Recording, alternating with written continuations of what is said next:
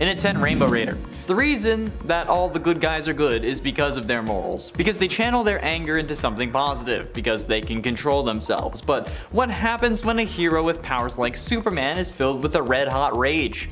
Well, we saw it in Injustice. But someone able to cause those emotions, that person being Rainbow Raider, makes them pretty damn powerful. Rainbow Raider's power is derived entirely from their special goggles, okay? Which allows him to project solid beams of rainbow-colored light that he can either use offensively or as a slide for travel, and he can also coat people in certain colors of light to induce emotions, like blue for sadness, red for anger. There's also the Rainbow Raiders, a team of super color-themed villains that also have powers based on the color of the rainbow. However, just the ability to induce emotion by covering someone in light is enough to make Roy G. Bigelow pretty damn powerful. If all my rage came out and I had super speed, damn, people would have to like hide in fear, but it wouldn't matter because I would find them. And at 9, Zoom. I included a CW character on this list specifically for the guy in my DMs who told me to stop doing it. The CW version of Zoom was not exactly what everyone was expecting, although you have to admit he is one of the best and scariest villains in the Arrowverse to date. The sheer demonic look he had, especially with the suit, shook even me. However, thanks to the Velocity 9 that he was taking, Hunter Zolomon was incredibly fast, the fastest we had ever seen at that point. So fast even that in order to fight him, Barry had to take speed out of the equation. And during the final fight, Barry had to create a time remnant because he wasn't fast enough to stop Zoom with only one of him. It only got worse after Zoom kidnapped Wally and Barry had to give Zoom his speed in order to get Wally back. This only made Zoom faster. It gets even worse when in the final fight the Time Wraiths come out of the Speed Force and take Zoom, which changes him into the Black Flash, and then he gets supercharged by the Speed Force to become the living embodiment of death for all speedsters. Plus, I mean, this guy was able to create breaches at will to bring hundreds of metahumans over to Earth 1. That's pretty damn impressive. And at 8, Johnny Quick. Johnny Allen, alias Johnny Quick, is a criminal speedster from Earth 3. Together with his girlfriend and partner in crime Atomica, he was a member of the crime syndicate. Johnny Allen was a high-profile criminal on the run with his equally criminal girlfriend. Cornered on the roof of Central City's Star Labs, Allen was struck by a bolt of lightning which shattered the roof. The duo fell into the lab space below, with Allen landing amid the chemicals that gave, presumably, Earth 1 Barry his speed. Something in this incident, probably the chemicals, granted him his super speed, and he went on to become a super criminal alongside his girlfriend, who had also been given powers. While his girlfriend took on the name Atomica, he took on the name Johnny Quick. The couple joined the crime syndicate at some point after this, and they ran through Central City, answering to no one, until one day the White House burned, around the time of Darkseid's incursion onto Earth Prime. The being that had destroyed Ultraman's Krypton came to Earth, and an alliance of supercriminals formed to find a way to safety. So yeah, it's basically just Barry Allen, but Earth 3. I say that's pretty overpowered. And at 7, Weather Wizard. Meteorological madman known as the Weather Wizard was a menace to both Barry Allen and Wally West's Flash, and one of the most overpowered supercriminals they've ever faced. First appearing in 1959's The Flash number 110, criminal Mark Martin armed himself with the Weather Wand, an advanced piece of technology which could control like atoms in the universe, some form of energy, okay? Martin took the wand from his deceased brother, a scientist who never intended it to leave his lab. With some modifications, it became a deadly weapon for the criminal, and at full power, the wand could summon lightning storms, rain clouds, or change the weather entirely. Whatever the weather was, Martin could use his mighty powers to rob banks and cause mass panic. A later reimagining of the Weather Wizard would see him instead granted the metahuman ability to control the elements without using the wand. And the Weather Wizard also appeared in the CW's Flash TV show as one of the many metahumans created by the particle accelerator explosion which gave Barry Allen his powers. However, on the show there are 2 versions, one of them appearing in the first episode which Joe West killed, and the second appearing in the 16th episode of that season, with the second one being the first's older brother, the Martin brothers, Clyde being the first one, and Mark being the second and the proper Weather Wizard. As Cisco said, he's been waiting to use that name since day 1. And at 6, Gorilla Grodd. Gorilla Grodd is a Flash rogue from Africa's Gorilla City. The original Grodd, which debuted in DC Comics in 1959, was a telepath who could control other animals and also had a form of mind control as well over humans. In the New 52, all inhabitants of Gorilla City had accelerated mental attributes due to the Speed Force, but Grodd was still the superior member of the species. On The Flash and the CW, Grodd was a very intelligent gorilla experimented on at Star Labs to try and create a super soldier for the US government. However, the torture and unethical treatment of the gorilla caused him to grow angry and evil, and he escaped seeking vengeance. Grodd had powerful mind control powers on top of superhuman strength and enhanced intellect, and at one point even combined with the Flash to be a psychopathic, telepathic gorilla with super speed. So I think it's safe to say that we should all be scared of Gorilla Grodd. Plus, his pop figure is pretty damn cool. Number 5. Hope Summers. Hope is pretty understandably unstoppable. I mean, she, combined with the powers of Wanda, was even powerful enough to defeat the Phoenix Force, which is known for being extremely stubborn, resilient, and of course, pretty much invincible and indestructible. Now granted, the Phoenix Force did not remain defeated forever, it was not permanently destroyed. But that wasn't really as a result of Scarlet Witch and or Hope being ineffective. That was more to do with the cyclical nature of comics where, well, rarely anyone or anything remains dead, banished, or defeated. Hope is unstoppable because her mutant power allows her to adopt any other mutant powers. So really the only way to defeat her would be to put her in an isolation chamber, and good luck getting her there, considering that she currently lives on an island where she is constantly surrounded by all kinds of mutants from all different alignments and where some of the most powerful mutants known to us reside. And then there's also the fact that, I mean, technically Hope kind of worked with Wanda's powers, and now Wanda isn't a mutant, so what does that even mean? Does that mean Hope can just take any powers? I'm still not sure about that. Number 4. Miranda. Miranda doesn't have a fancy code name. She's just Miranda. While not necessarily canon in the main continuity, Miranda is still one of the most unstoppable mutants I could think of, so I'm including her here, despite the fact that I believe she does exist outside 616. Although with her power set, that is something that seems like it could easily and quickly change if Miranda willed it to be so. Miranda is from the story X-Men Worst X-Man Ever, a limited series covering only one arc by Max Bemis and Michael Walsh. We are introduced to Miranda through Bailey Hoskins, who is the self-proclaimed worst X-Man ever. Bailey's powers allow him to self-detonate, in essence a human bomb, but that is all he can do, which means that it's kind of a one-use power, therefore lame and not really useful at all because, you know, if you use it, you'll be dead. Bailey also isn't particularly skilled, athletic, or smart. On the contrary, his friend Miranda can warp reality, shaping it as she sees fit. If Bailey is the worst, Miranda is kinda the best. While Miranda does use her powers, Bailey doesn't even seem to notice at one point, calling her out years later for not doing enough, when, oddly enough, the whole time, Miranda has been unknowingly saving the whole world and possibly the universe multiple times over, which she reveals and is like, I was here the whole time like saving everyone, but you know, I just changed reality so no one really notices. Number 3. Squirrel Girl. I mean, isn't unstoppable just a synonym when you think about it for unbeatable? For some reason, when it comes to mutant lists, I always tend to forget that Squirrel Girl herself is a mutant. I don't know why I forget about Doreen because I love her so much. And this also happens to me despite the fact that when we're first introduced to her in the comics, she advertises herself to Iron Man as a mutant. I guess it's because Squirrel Girl, despite being a mutant, is not often associated with the X-Men, but instead prefers to align herself more with the Avengers, or the Great Lakes Avengers anyways, and other Avenger-based teams. Number 2. Mr. Sinister. Mr. Sinister might strike you as an odd pick for one of our top spots on this list, but with what he has been up to lately, I gotta say, I think he deserves it. As we ramp up to the Sins of Sinister event, which I'm sure is going to be a banger, but also end up destroying the beautiful golden era that has been X-Men comics recently, and Krakoa. Poor Krakoa. Sinister is quickly becoming the most powerful he has ever been. Currently, this is all thanks to his Moira protocols, as revealed in Immortal X-Men. With the Moira protocols, Mr. Sinister can control the timeline, basically tweaking it as he sees fit to better understand the best way for him to shape the world as he would like it to be. If he makes a change that doesn't actually work out for him in the end, he just destroys that powered Moira clone that he has to erase that change and outcome, and then kinda like tries again. So this allows him, with all the Moira clones that are powered, to try, well, infinite possibilities for what the world could be, which is pretty scary. This is an insane level of power and could possibly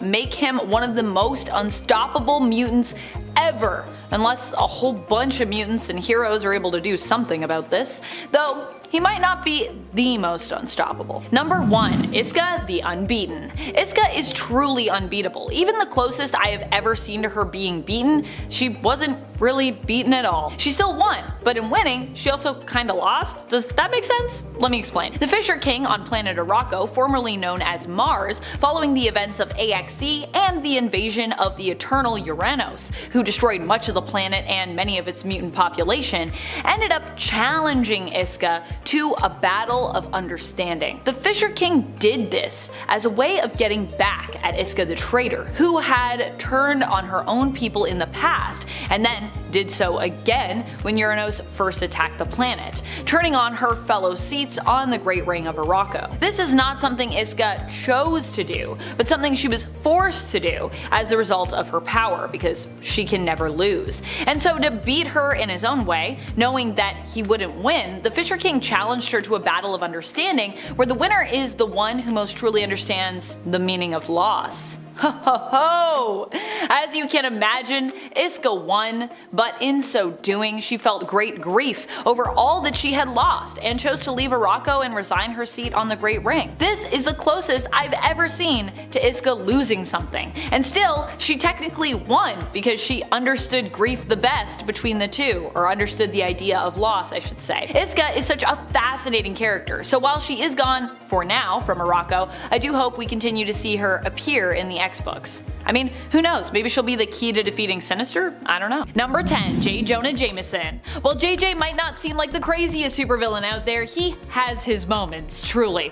Sure, he's just a guy who most of the time causes Spider-Man more grief in his civilian identity of Peter Parker as his loudmouthed, often angry and demanding boss, but if he gets his hands on robots, whew, watch out. JJ isn't at the level of world domination underestimation, but for the most part, Spider-Man fans generally just think of JJ as a nuisance, a menace, if you will, to Peter's everyday life. However, JJ has not only threatened Peter's livelihood and Spider-Man's reputation, but has also even gone toe-to-toe with Spider-Man himself, and even at one point took on She-Hulk. Typically, he's at his most dangerous whenever he gets his hands on the Spider Slayer robots or armor, which he often uses to more directly hunt Spider-Man or other heroes down himself, using muscles, or robo-muscles I guess, as opposed to just the written word. And let's not forget that the written word and media itself are also way more powerful than we maybe give them credit for, both in the comics and in real life. Number 9. Sandman. The only thing that really holds Sandman back from being so deadly is his own disinterest in crime. In the end, Sandman often resents what he has become and even grows to resent being a criminal. There are even times in the comics when Sandman has tried to turn over a new leaf and go against his story as a villain, becoming reformed, preferring to stay neutral, lawful, and of course even at times teaming up and aiding heroes. This is really what holds him back though. That, and in some cases, the vacuum cleaner. Though really that shouldn't have been able to hold Sandman at all, considering that he can control the sand that makes him up, which means that yeah, he can just kinda like move out of the vacuum cleaner, right? As sand particles. Sand is a powerful substance. It can cut you, it can get inside a wound, it's minuscule, it can get through and into almost any room or location, as it can pass through the smallest nooks and crannies. Sandman is also virtually immortal and can create duplicates of himself, allowing him to access a giant form by balling up all of these duplicates together. Now imagine if he did something like this, but on the scale of all of the sand in the world. Let's not forget that scientists have estimated that there are more grains of sand on planet Earth than stars within our universe. I know stars are bigger than grains of sand, but still, there's a lot of sand on this planet, like a lot of sand. Number 8. Morbius. Another villain that is really only curbed, I think, because of his often more heroic nature and sense of humanity is Morbius. Okay, so Morbius might not be a global level threat like we were talking about in the intro, but he's definitely more powerful than you might think. A lot of people probably don't think about Morbius much at all, I imagine, but like the Lizard, if he's completely feral and unreserved, he's pretty dangerous. Recently in the comics, we saw that Morbius is back to being a fearsome, uncontrolled, ruled by his hunger, pseudo-science vampire, when he comes up against Ben Reilly's Spider-Man during the Beyond Spider-Man event. Ben struggled to fight against Morbius, and if it wasn't for some help from Beyond, he may have even died as a result of their battle. In the end, it took the Daughters of the Dragon duo, Colleen Wing and Misty Knight, together to take down Morbius, and even then, they may have only been able to do so because Morbius at that point was missing an arm. Dr. Michael Morbius can be quite strong when his power is completely unleashed and there's nothing holding him back. Number 7. Flash Thompson. Flash Thompson isn't a villain anymore in the comics, but he did start out as one. And from his humble beginnings, you likely would not have imagined that he'd become so powerful as a character. Flash Thompson started out as Peter Parker's schoolyard bully. He didn't have any powers, he was just kind of a jerk. Over time though, Flash became less of an oaf and eventually even even became a friend to Peter. He then goes on to serve in the military, becoming a decorated hero, and even becomes a superhero after he becomes Agent Venom, teaming up with the Venom symbiote, who also has a villainous origin story. Sure, Agent Anti-Venom, aka Flash Thompson, probably won't be the guy threatening the entire world, because, well, he's a hero, but he definitely now possesses enough power to instead be a hero who could potentially save the world. And considering that he was just your average run-of-the-mill high school bully, you probably wouldn't have expected him to come so far. Number 6. Sauron. I've always felt bad for Sauron. Like, this dude does not get enough love when it comes to our boosting of supervillains here on the channel. I know Sauron seems kinda silly on paper, but he's also pretty diabolical and deadly when he wants to be, and if the person writing the character also believes in his prowess. Sauron can temporarily absorb mutant powers, is super strong, and somehow has functional pterodactyl hands that he can use to pick up weapons and items. I don't even know how he does that. That's nuts to me. Sauron is also an energy vampire, which means his powers are literally deadly. He needs life force energy to live, and when he absorbs life force energy, it can actually result in the death of his victim. Honestly, I think if he just had the right team up, he could be pretty unstoppable. Maybe with X-Men Green, he'll be able to do something crazy. I really want X-Men Green to be like a super villain team. Like kinda like Poison Ivy. Like, we're villains, but we're like saving the planet. Number 5. Emma Frost. Emma Frost is one of the best telepathic minds we have in the comics. She has proven herself to be even more powerful than some of the most iconic telepathic mutants, such as Professor Xavier himself, at one point laying traps in Cyclops' mind with which to ensnare Xavier should he attempt to enter Scott's mind, which of course he did. Emma also has proven how deadly she is when she manipulated the mutants into going to war during the Inhumans vs. X-Men event. Not her finest moment, to be sure, as a hero. Speaking of her being a villain, she also successfully stole Storm's body for a time in a body swap, managing to briefly infiltrate the X-Men, and even when Emma isn't using her own powers and mastering them, she's proving how powerful she is while using someone else's. Like when she swapped bodies with Iceman and was able to use his powers to turn into water and travel through currents. So not only is Emma a powerful telepath, teacher, and businesswoman in her own right, but she can also be quite good at mastering mutant skills and power sets which don't even belong to her,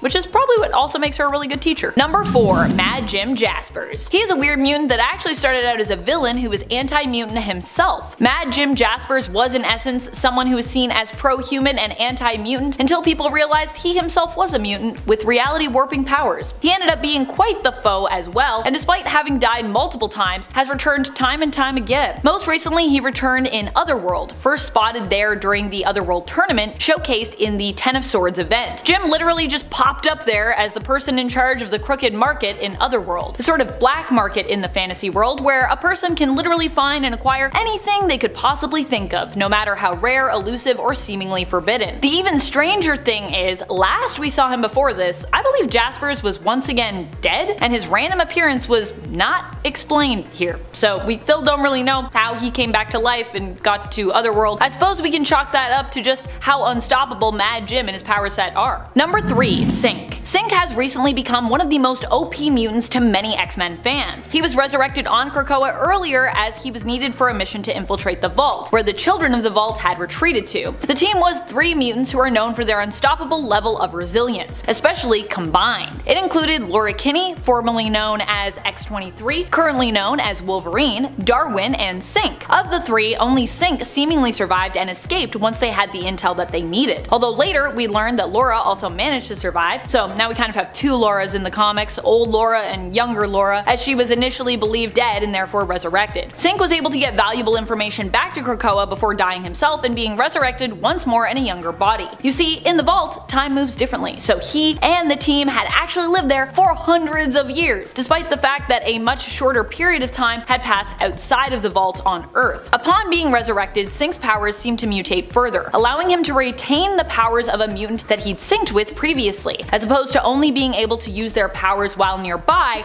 and synced with them. Although using this power to its fullest extent does seem to be hard on Synch's body, so there is that. Number 2. Iceman. I think Iceman has proven time and time again that he can't be stopped. The story I recanted earlier where Emma was able to use Bobby's power while in his body to travel through water as water, that is also something Bobby himself can now do, as was evident when he fought recently against Fin Fang Foom in the first run of the Marauder series. His fellow mutants and teammates had thought that Bobby had been destroyed when in reality he hadn't. It looked like Fin Fang Foom obliterated him, but Bobby, being Bobby, he just turned to water, went into the ocean, and came back up again, proving that he is a force to be reckoned with. Even hell can't stop Bobby. He'll just freeze it over again, as he's also done in the past before. And to be honest, it would probably be even easier for him this time around, as he's continued to grow in power since then. You know you're unstoppable when you are able to do things like freeze hell over. Number 1. Storm. Storm is not just a mutant with unbelievably unstoppable powers, she is also a literal goddess. What does that mean? Well, it means that Storm can be even more unstoppable just from the power of belief. At one point, Storm ends up literally being confirmed as a goddess after people believed for her to be one for years. We are shown that when people believe in Storm, this gives her even more power, which is wild because base level power Aurora Monroe is already off the charts. Storm is a fearless leader who does not even fear death himself, even going so far as to dance with a version of Death, Apocalypse's son, and one of his original 4 horsemen. And she beats Death in combat too, which is pretty wild. Of course, you know, this isn't Mistress Death, but it simply goes to show how fearless Storm is, whether we're talking literal death, metaphysical death, or an alternate representation of death. Number 10. Ares. Ares was the one to actually wound Darkseid in the DCEU in Zack Snyder's cut of the Justice League. Of course, this was back before Darkseid was calling himself Darkseid, back when he was Uaxis, and back when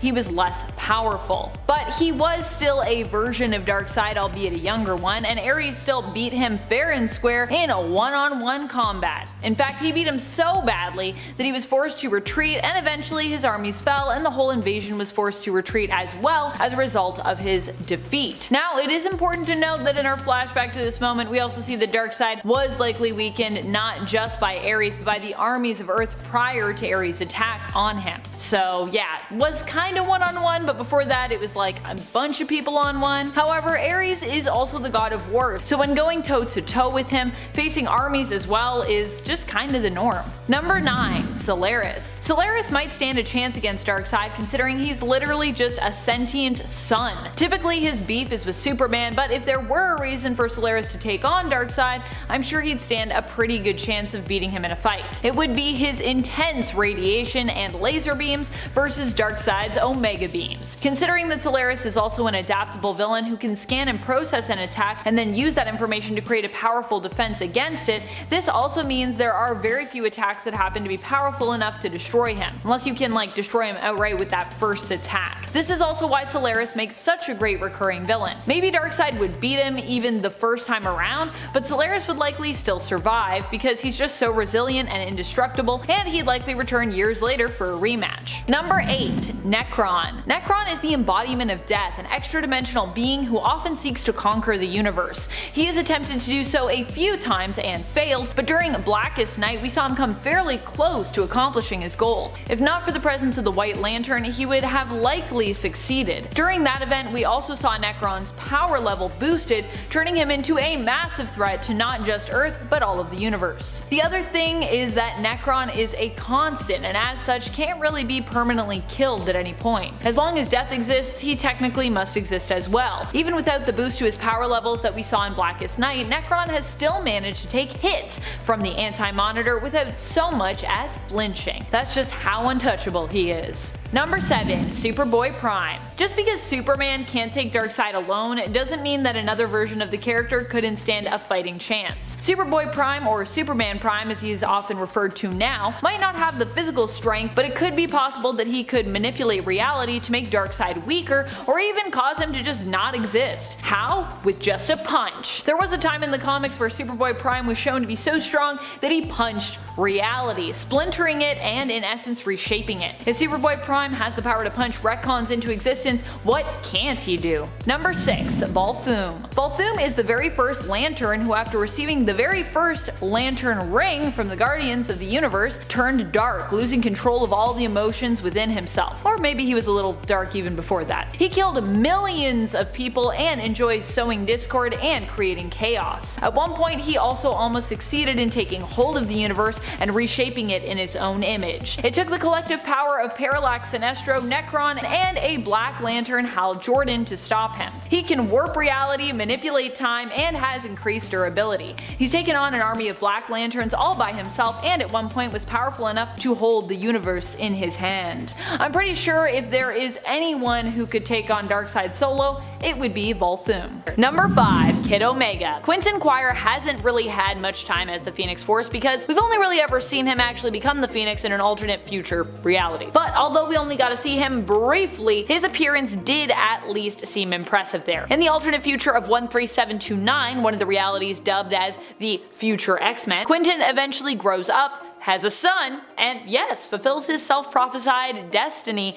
in becoming the host of the Phoenix Force. Number 4. Cyclops. Cyclops isn't usually one of the first mutants that comes to my mind when I think like unstoppable or most unstoppable. I mean, Cyclops is unstoppable, but you know, he's not usually in my top 10 in my mind. But when it comes to his time as the Phoenix Force host during Avengers vs. X-Men, well, that's a rare incident where he actually does really stand out as an unstoppable character. This is not because of Cyclops' base abilities and power levels, which, you know, not to knock those, but it's actually because when he was in fact a host of the Phoenix, he ended up being the last one standing as a member of the Phoenix Five, even outlasting Emma Frost. And when his old mentor, Professor X, came to try and plead with Cyclops, basically free him from the Phoenix's influence, helping a whole cast of superpowered characters to defeat him, even that failed to actually stop Scott, which is pretty crazy. In fact, all they succeeded in doing there was basically pissing Scott off, which resulted in the Phoenix-infused Cyclops killing Charles in response. Number 3. Rachel Summers. Rachel Summers has the potential to be even more impressive than her own mother when it comes to her capabilities with the Phoenix Force. She is the alternate reality daughter of Jean Grey, aka Marvel Girl, and Scott Summers, aka Cyclops. And she's also kind of the daughter of the Phoenix, I think, because I think in the reality she hails from 811, Jean and the Phoenix are like merged too, so she's also kind of literally the Phoenix's daughter. She might not be quite as untamed as Jean is, but in fact it is Rachel's more tempered sense of control as the Phoenix host that makes her so powerful. Rachel has been depicted as a more stable Phoenix host in comparison to Jean, and despite her own fiery persona, is a lot less likely to go off the rail and do something crazy like, you know, destroy a planet. Even though technically that wasn't even really Jean exactly who did that, but the Phoenix who had adopted Jean's consciousness and was in essence basically impersonating her. But either way, we sure do like to hold it over Jean's head anyways, so yeah, poor Jean. There's some characters in comics that I feel like we hold so many things over their head, and Jean is definitely one of those characters where I'm like, I feel like she's done enough. I feel like also it wasn't really even Jean technically. We can forgive her.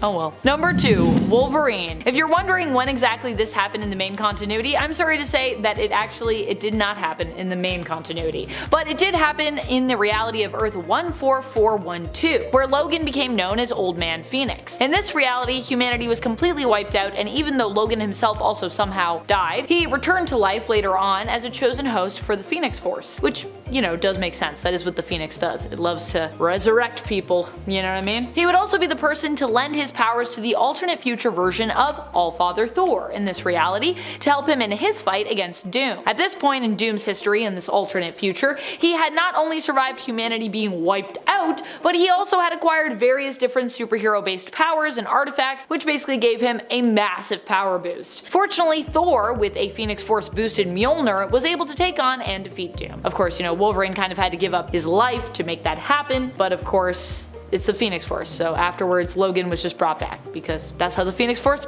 do. Number 1. Hope Summers. Definitely one of the most powerful Phoenix Force holders out there among mutants would have to be Hope Summers. Hope is just hands down one of the most powerful mutants around, period, and is basically nigh unstoppable, just like across the board. Well, I mean, you might be able to stop her if you have like a bunch of clones of Moira McTaggart at your disposal, which you can then use to build and explore a multitude of possibilities via the creation and destruction of alternate timelines. I digress. Most people don't have that anyways. Other than that, I would say that Hope is pretty unstoppable. She's so powerful that many writers tend to just completely leave her off the table, or make it so there is some reason that she can't really be actively involved in the story. She's just a little too powerful. Case in point, when she was at the center of Avengers vs. X-Men, but basically was relegated to the background for most of that event, with the excuse of it basically being for her own good or her protection. And yet even in that story, she was instrumental in solving the problem of actually what to do with the Phoenix Force, with the help of Scarlet Witch using it to bring back the mutants and then defeating the cosmic entity by in essence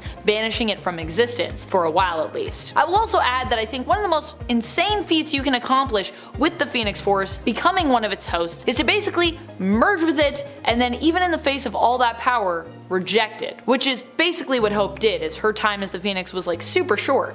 But to me, that's just more unstoppable. Coming in at number 10 is Synch. Synch has the mutant ability of power mimicry, meaning, like Rogue, Synch can copy the powers of other mutants. Unlike Rogue, Synch has the benefit of not doing harm to whoever he is borrowing powers from, and he can also do it without physical touch. Recently though, after being resurrected, Synch got a bit of a power boost, and he may even become a new Omega level mutant. In the story, Synch not only uses his normal mutant powers to replicate the abilities of the mutants Sunfire and Cyclops while they were both nearby, but is also able to tap into Jean Grey's telekinetic abilities while she is literally all the way chillin' on Mars. Synch's growth in power post-resurrection was first noticed back in 2021's X-Men number 18, with Synch documenting that he was now able to sync not just with mutants, but other superhumans as well, which is quite the boost, and I think it just keeps going up and up and up. In the House of M alternate reality, Synch even got to the point of permanently retaining others' powers, which would be an incredible significant power boost as well. As a main member of the X-Men though, it's kinda hard to be surprised he's getting power boosts, so. At number 9 is Eye-Boy. Eye-Boy is usually undervalued because he looks really silly, and I get it. He does look like if the drummer for Kings of Leon had 57 eyes, but you should never judge a book by its cover, because although Eye-Boy doesn't look very menacing and seems rather confused most of the time, he's actually got a pretty good power set. He's got the ability to see just about anything, no matter how small and no matter how far. But on top of his microscopic and telescopic vision, he can also see basically every light wave there is, including X-ray, infrared, and thermal, among many others, including the magical plane as well. He also has night vision and even chemical detection. That's right, he can see pheromone secretions from people, giving him a tracking ability as well. Eye-Boy is just one of those sad cases where he's just too unsettling looking to really garner much respect for who he really is and what he's truly capable of. Number 8. Domino. Nina Thurman is a mutant weapons expert and mercenary. Under the name Domino, she was introduced in the early 90s as a member of X-Force. Domino is a survivor of a bunch of unethical scientists who were trying to create the perfect weapon. Tale as old as time, really. But this means Domino has all the talents and skills you would expect of an expert mercenary or secret agent. But we're here to talk about powers, and Domino's are unique to say the least. Domino has probability manipulation powers, meaning she is almost always lucky. She exudes at all times a subconsciously activated field that alters the probability of occurrences in her line of sight in her favor. This means that whenever she is stressed, excited, or focused on something, things will go improbably well for her, and quite poorly for her opponents. Now there is a caveat to this. She needs to actively be trying to help herself for her power to work. So if debris is falling from the sky and was about to hit her on the head, she would still be hurt if she just stood still. But if she tried to avoid that debris, she would move perfectly to avoid each and every piece about to hit her. Now the full potential of Domino's abilities hasn't actually been fully realized yet, and Marvel has a knack for updating powers whenever they want. But with an ability to be lucky, there's only a finite amount of things you can't do. At number 7, we've got Forget-Me-Not. Forget-Me-Not might also be a case of people judging a book by its cover because he doesn't really look too menacing, if we're being honest. But to be fair, his powers do also sound pretty lame at face value, so it could be that. Basically, this mutant can't be remembered by anyone he meets once he's out of sight. And as sad as this must be for him in his personal life, Forget-Me-Not can use this power to his advantage in a huge way in the right circumstances. In one case, he's even able to dupe all of X-Force when the team has to form form an elaborate plan just to track him down. They're only able to finally catch him by having Dr. Nemesis record himself explaining to the team the existence of Forget-Me-Not as they search for him, and they keep watching it over and over again on their coffee breaks. And the only caveat to this whole situation is that the maintenance bots, along with, I'm assuming, any computer automated system, can remember Forget-Me-Not, which sort of weakens the potential for his powers in a way. So although he's more powerful than you might think, he's still got some vulnerabilities, but heck, everyone does, right? Forget-Me-Not. Number 6.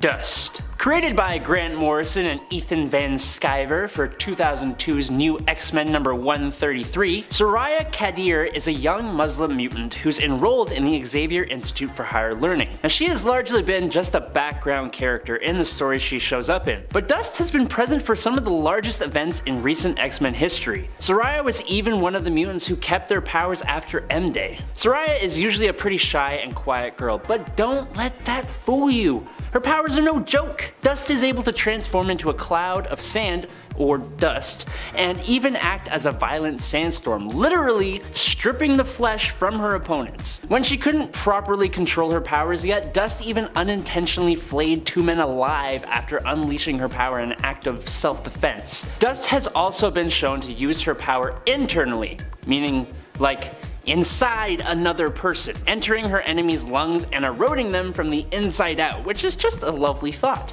But wait, there's more. It also appears that Dust is immune to magic and telepathy based attacks in her sand form. The only problem is that if you pull out a hose or like a super soaker or something, she's pretty much done, as she's extremely vulnerable to water. She's a powerful mutant, but sorely underutilized. At number 5 we have Marrow. I've covered this mutant in almost every one of my lists for the last few weeks now, and for good reason. She is just such an underappreciated mutant considering how versatile and honestly cool her powers are. And if you are a Marrow diehard fan, you know that she's had some difficulties with her powers, which might explain part of the reason why people tend to write her off. Initially, Marrow is unable to control the growth of her bones, which leaves her with some pretty painful and frankly terrifying looking struggles. But these days, she's honed her powers and has become quite impressive as a result.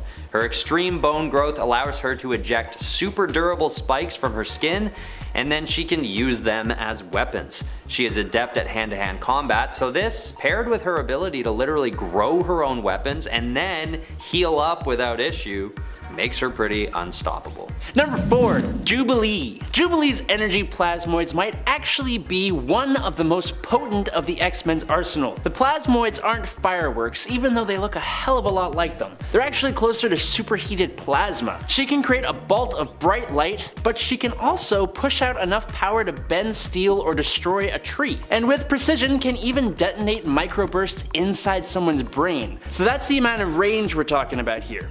But that ain't all. It goes even beyond that. As Jubilee's Generation X instructor, Emma Frost, once speculated, if wielded properly, Jubilee could detonate objects on a subatomic level, meaning this unassuming mall rat can cause explosions of atomic proportions. She's a highly underrated character in the comics and gained a lot of popularity in the 90s thanks to the X-Men TV show. And while she's gone in and out of having powers, she still remains one of the cooler characters in the X-Men's lineup. At number 3 is Morph. Morph might sometimes be underestimated because of his funny disposition and his somewhat harmless look. With one of the best personalities out of all the mutants in my opinion, Kevin Sidney uses humor to work through his internal issues after his mother's death. But externally speaking, he deals with his other issues using his totally underrated power set. Morph is a master shapeshifter, capable of changing his body and his voice to mimic those of others. Not to mention, he's also able to fly at speeds of 40 miles per hour and has a healing factor due to his ability to manipulate the makeup of his molecules. But what's coolest about his powers is that if he chooses to grow more muscles, his strength will actually increase along with his appearance, and even if he can't get his strength up to match his opponent, his defensive stats are insane due to his ability to absorb the impact of any physical projectiles by simply allowing them to pass through him. Number 2. Gambit. Gambit has the really cool mutant ability of molecular acceleration, allowing him to convert the potential energy of a non-living object through touch and kinetically excite the molecules to the point that they explode. Usually when a mutant has an ability that manipulates molecules, they have a pretty vast array of powers. But for Gambit, he mainly uses his abilities as attacks, charging up his signature playing cards and bow staff. But in an alternate universe, there is a future variation of Gambit known as New Sun, who is what Gambit would be if he reached the full potential of his power. He can manipulate kinetic energy down to a molecular level, meaning New Sun can charge objects and living beings without being in contact with them. He can stop objects that are in motion and make still objects begin moving. He can turn into a wave of energy, letting him travel through space and other dimensions, and he was even able to defeat the Dark Phoenix in his own universe by himself. We do see 616 Gambit use a lot of the same abilities as New Sun in a fight between the two in Gambit's 1999 solo series, but just knowing the potential this awesome Cajun sensation can reach, ooh, it's spicy. At number 1 is Chamber. Chamber is another underrated mutant with a power set that isn't quite appreciated the way it should be. It may have something to do with the trauma that Jonathan Starsmore goes through to acquire his powers, and further how that experience hinders him from achieving certain goals that other more accomplished mutants are able to. Basically, Chamber has what's described as a furnace of psionic energy stored in his chest, and when his powers are first discovered, this energy explodes out of him, destroying the lower half of his mouth and blowing a hole in his chest cavity, forcing him into intensive surgery to reconstruct the lost body parts. Eventually, he hones his powers to a point where he can aim psionic blasts on command, which is kind of like Cyclops, except in this case it's coming out of a hole in his chest. But what's more is that Chamber later learns that he's in fact a descendant of Apocalypse, and he is eventually properly reconstructed by Clan Akaba in the appearance of Apocalypse. Although this leads him into a depression, Chamber then gets a huge power boost from this modification and changes his name to Decibel before joining the New Warriors. It's 10th birthday boy. Ray Salinger was a serial who operated in Gotham under the alias Birthday Boy, and he was actually the first costumed criminal encountered by Batman in his crime-fighting career. Introduced in Batman Earth 1 Volume 1 in June 2012, Birthday Boy is fascinated by young resembling his first kill. When in his killer mode, he wears a burlap sack with holes cut out for the eyes and a birthday party hat, usually in a room decorated like a birthday party. As a calling card, he left birthday candles where he stole away his victims and told his victims to make a wish that was decorated with the words "Happy Birthday Amanda," which is only creepier since we have Amanda here. And I feel like this guy is a representation of all of her DMs. That's right, I'm calling all of you nerds out. I think the sickest part of this character though was when he first started the whole Birthday Boy thing. He had been hired by Mayor Oswald Cobblepot to eliminate various enemies. In return, he was given girls from the streets or enemies of the Penguin as a reward. And at 9, Professor Pig. Professor Pig originally debuted in the alternate reality story of Batman number 666, which I love. He also debuted as a corpse, which I love even more. However, he was introduced as a recurring character in 2009 in Batman and Robin number 1. In Batman Reborn, Laszlo Valentine was an extreme circus mob boss until something turned him into Professor Pig, leading him to begin funding his scientific experiments by selling narcotics to the criminal underworld. All in all, he's an extremely disturbing villain, and that makes me think about why people aren't afraid of pigs as much as they are clowns, because if you ask me, this guy is freaking horrifying, okay? Professor Pig, if you couldn't tell, actually wears a pig mask, along with a butcher's apron, and what at times appears to be some form of hastily thrown together surgical outfit, like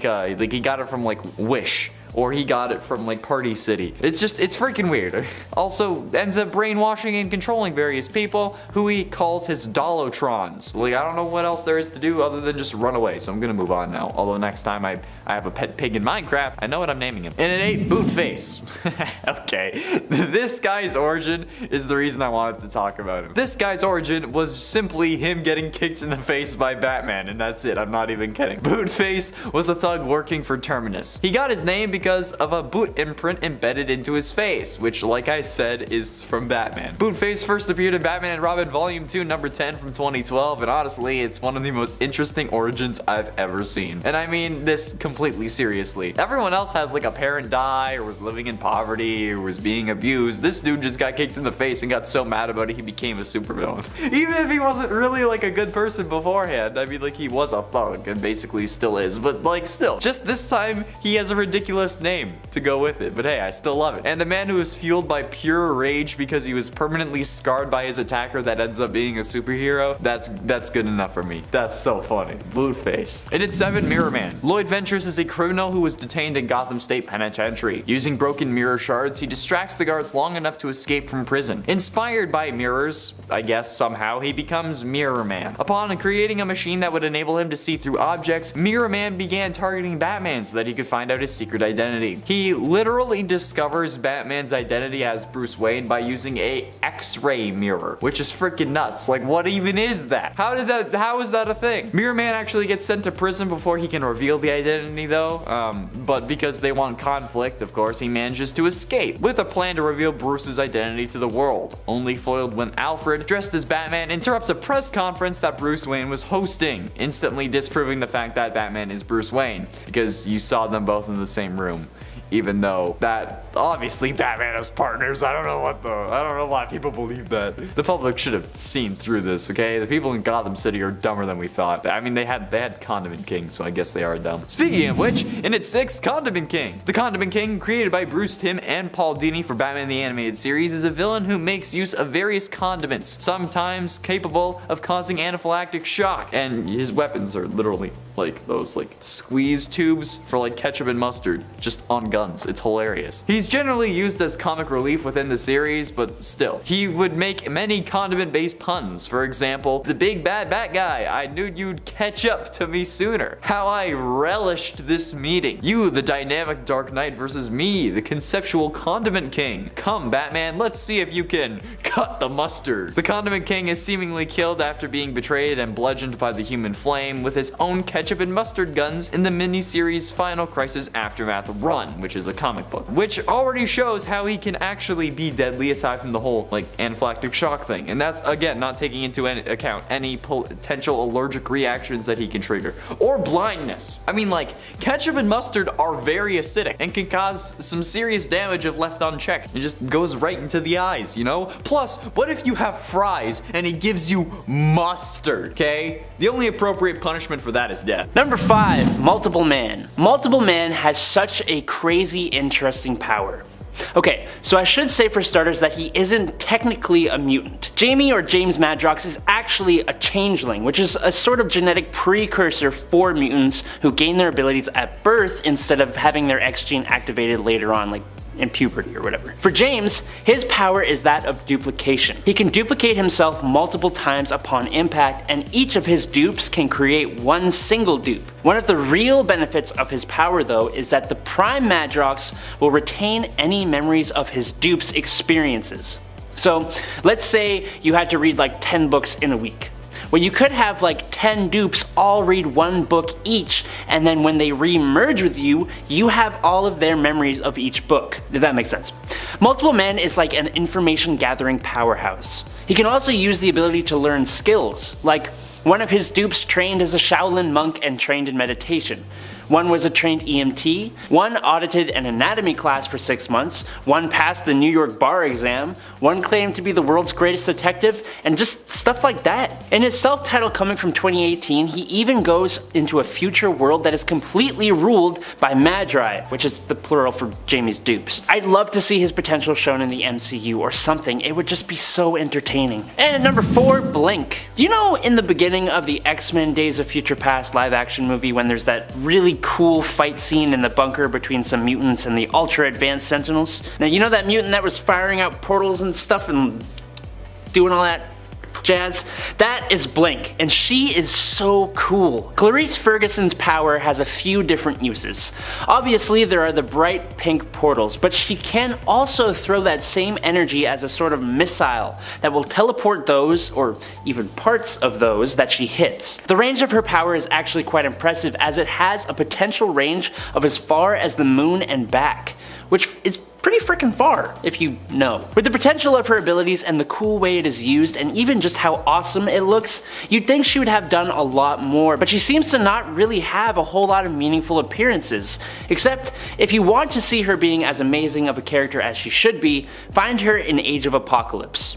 So cool. Number 3, Firestar. Another pretty powerful mutant who just hasn't had any key moments to speak of. Angelica Jones, also known as Firestar, has the awesome mutant ability of microwave energy manipulation and generation. She uses the Earth's electromagnetic field and converts it into microwave radiation. She also absorbs microwave radiation from her environment and from stars in the galaxy. She can then focus this energy at targets or to do different things. She can set targets on fire, explode them, and even melt them. She is consistently keeping her powers in check because she has the potential to damage the entire Earth and its atmosphere with her abilities, which is why she is even more powerful in space, where she isn't limited by the fragility of the Earth. Out in the cosmos, she has been able to easily produce an attack that injured Garthon Sol when he possessed the energy of the entire Nova Corps. And she also used her abilities to power a massive Shi'ar interstellar transport gate with very little effort. She's even been able to disrupt the psionic powers of others using her own power. Most impressively, Emma Frost. She is still young and learning to use her powers, but she needs to be more than just one of Spider-Man's friends because she is a powerhouse of potential. And at number 2 is Husk. Paige Guthrie is part of a family that has a lineage of mutant abilities. Sam Guthrie, Cannonball, Joshua Guthrie, Icarus, Melody Guthrie, Arrow, and Jebediah Guthrie, who doesn't have a superhero name. Paige's power is a wee bit unorthodox though. She has the ability to shed her skin, and by concentrating on specific chemicals or elemental formulas, she can cause the layer of skin underneath to be a different element or shape or state. She can become any solid that she has studied and can imitate metal, diamond, granite, wood, rubber, and even glass. She's been shown to turn into a sharp-toothed lizard once, which is weird. She doesn't have perfect control over her abilities at this point in time, but when she transforms, she obviously gains different abilities depending on what she turns into. She's granted herself super strength and durability, flame generation, and many other different things. Her shedding lets her get rid of dirt or sweat and even minor injuries, which is both cool and kind of a little freaky, but she has all kinds of potential if she is given the time to properly train her powers. And in at number 1, Megan or Megan or Megan or however you want to say it. If you were a fan of Excalibur in the late 80s and early 90s, then you'll likely know who Megan is. That's with 2 G's. Megan is a unique character like most of the mutants are. She's a mutant empath with the ability to shapeshift, but she is also an elemental of great power, and she's even got a dose of fairy heritage. Her list of abilities is a little hard to define, as it is with most shapeshifters, and it can even be augmented by her connection with the Earth. She is transformed into a Godzilla-like dragon that could breathe fire, and even a werewolf-like creature with all the enhancements that can afford. Megan has also shown through her environmental connection and mutant empath abilities to be able to adapt to situations and also to the emotions of those around her. So for example, she can grow gills and fur, or become prettier when those around her think she is ugly. She can also turn into other superhumans as well, gaining their powers but with less potential, which even worked when she became a female version of the Silver Surfer, which is kind of nuts. She is resistant to reality warping powers, and she even has a true form where she can manipulate elements, fly, and manipulate magical energies. She is a highly capable mutant and character. She just hasn't really done a heck of a lot since the 90s, and that's a shame. Coming in at number 10, it's Toad. Toad has been a member of the Brotherhood of Evil Mutants, and by extension, a part of the mutant community for a hot minute. But in my opinion, Mortimer Toynbee hasn't really been utilized as much as he should be given his massive list of abilities. Toad has a degree of superhuman strength, specifically in his back and legs, which allow the little weirdo to jump around 25 to 37 feet, and he'll kick you so hard you ain't getting back up. He's got flexible bone structure, superhuman stamina, durability, reflexes, and agility. Toad, like a lot of super beings, has a regenerative healing factor, but unlike a lot of mutants, he has UV vision, a super strong 30-foot prehensile tongue, acidic saliva, sticky paralytical resin out of his pores, and pheromone secretion. I can understand why he isn't exactly at the top of the mutant landscape, partially because he's kind of really gross, and just overall unpleasant, but he does have a hell of a lot of abilities to offer. Number 9, Ricochet. Now I don't know if this is cheating, because you slap some web shooters super strength, and the ability to do everything a spider can on this mutant, and you basically have Spider-Man. In fact, the superhero name and costume used by Jonathan Gallo was originally used by Peter Parker as a secondary superhero identity when Spider-Man was framed for ending someone's life. But enough about Webhead. Jonathan Gallo is a mutant with the abilities of superhuman agility and reflexes, with his agility allowing him to jump long distances, and when he combines his powers, he can almost bounce off walls in a sort of, I don't know, ricocheting type movement? But that's not all. Ricochet also has another mutation in the form of his danger sense, which is totally not the same as spider sense, except it sort of is. It allows Jonathan to sense danger before it happens. Now with his agility, reflexes, and danger sense, this mutant possesses 3 of Spider-Man's more useful abilities, but he's just different and cool enough that I can still respect him as more than some cheap knockoff. Number 8. Lifeguard. Lifeguard, or Heather Cameron, arguably has one of the most useful mutant powers possible. Her ability is called Danger Detection Response, and basically what it means is that she can detect danger to her or others' lives in her vicinity, and she can literally evolve whatever powers are necessary for her to stop those lives from being lost. She can gain more than one power at a time and is able to control said powers after just a few seconds. It also seems to be kind of limitless in what she can do. Her situation biomorphic adaptations have taken the form of growing wings for flight, extra arms for carrying and super strength, her skin turning into a sort of golden metallic super awesome armor, gills for underwater breathing with her legs even turning into a fishtail for better swimming ability, as well as simply upping her strength level from normal to superhuman. It's almost too fitting that she was an actual lifeguard before her powers emerged. She's a literal lifesaver. Number 7. Forearm. Michael McCain is the mutant under the name Forearm, an exceedingly clever name as this mutant's ability is that Forearm has 4 arms. Oh boy. Alongside his 4 arms ability, Forearm also has access to super strength, stamina, and durability. Because honestly, Forearms isn't exactly gonna save him in the majority of mutant conflicts. That being said though, I would kill to have 2 extra arms. I just can't help but imagine how useful that would be. Add to the fact that your arms are super strong, not only can you make a peanut butter jelly sandwich while texting your friends and petting a cat or something, but you can also trade 2 extra fists worth of punches with some heavy hitting mutants who only get 2 hands. For Michael, when his powers are used in unison with his extra limbs, he is a formidable close combat specialist, able to hold his own against some of X-Men's own powerhouses like Rockslide. He was a founding member of the Mutant Liberation Front, and he is now happily living on Krakoa. Number 6. Nature Girl. Although Lin Lee started off at Jean Grey's school for higher learning, after she witnessed some of the horrible things humanity is doing to the earth and to nature, she would instead become an fighting back against humanity, which makes sense given her powers. Nature Girl's powers are directly connected to the natural world, so she can communicate, influence, manipulate, and control nature, living beings, except I guess not humans or mutants, plants, natural phenomena like the weather and geology of the earth, and the matter and energy of which all these things are composed of. Now that statement alone kind of encompasses a lot of different stuff. She can call upon animals and ally herself with them. She can make plants grow, move, and attack people. She can control the weather to a degree and heal nature to a degree too. She was on the run from Wolverine for a while and was able to get away from him a few times using her abilities. And she looks totally awesome wielding the Krakoan cudgel with her big antlers and the goat legs and stuff. Super cool. Number 5. Miranda. The only reason this character is on this list is because a lot of people have not heard of her. She doesn't even have a last name. Miranda had powers that appeared at first to be cosmic level reality warping on a level the Beast created the term Omicron level mutant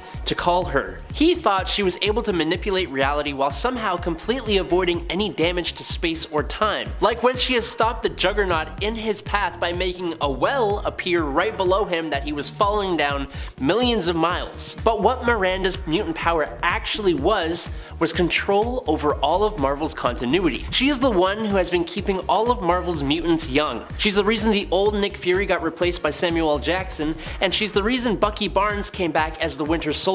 At least she is in this alternate universe of Earth TRN-656, the one from X-Men Worst X-Man Ever. I'm just kind of curious to see if this ultra powerful mutant will ever show up in other stories or even the 616 universe at all. Number 4, Banshee. Sean Cassidy has been around for one heck of a long time in the world of Marvel's mutant community, and he has done some pretty prominent things, but his power doesn't seem like it's all that impressive, and he is kind of looked over when thinking about the mutants, but he shouldn't be. Sean has acoustic kinesis, an ability he does many cool things with. Primarily, Sean emits a sonic scream. Now the sound waves from this sonic scream have shattered solid objects, cracked skulls, and even liquefied people. But he has done so much more with this ability. He can ride the sound waves he creates using his suit to be able to fly at subsonic speeds. He can create sonar by sending out a pure signal note and listening to the returning sound.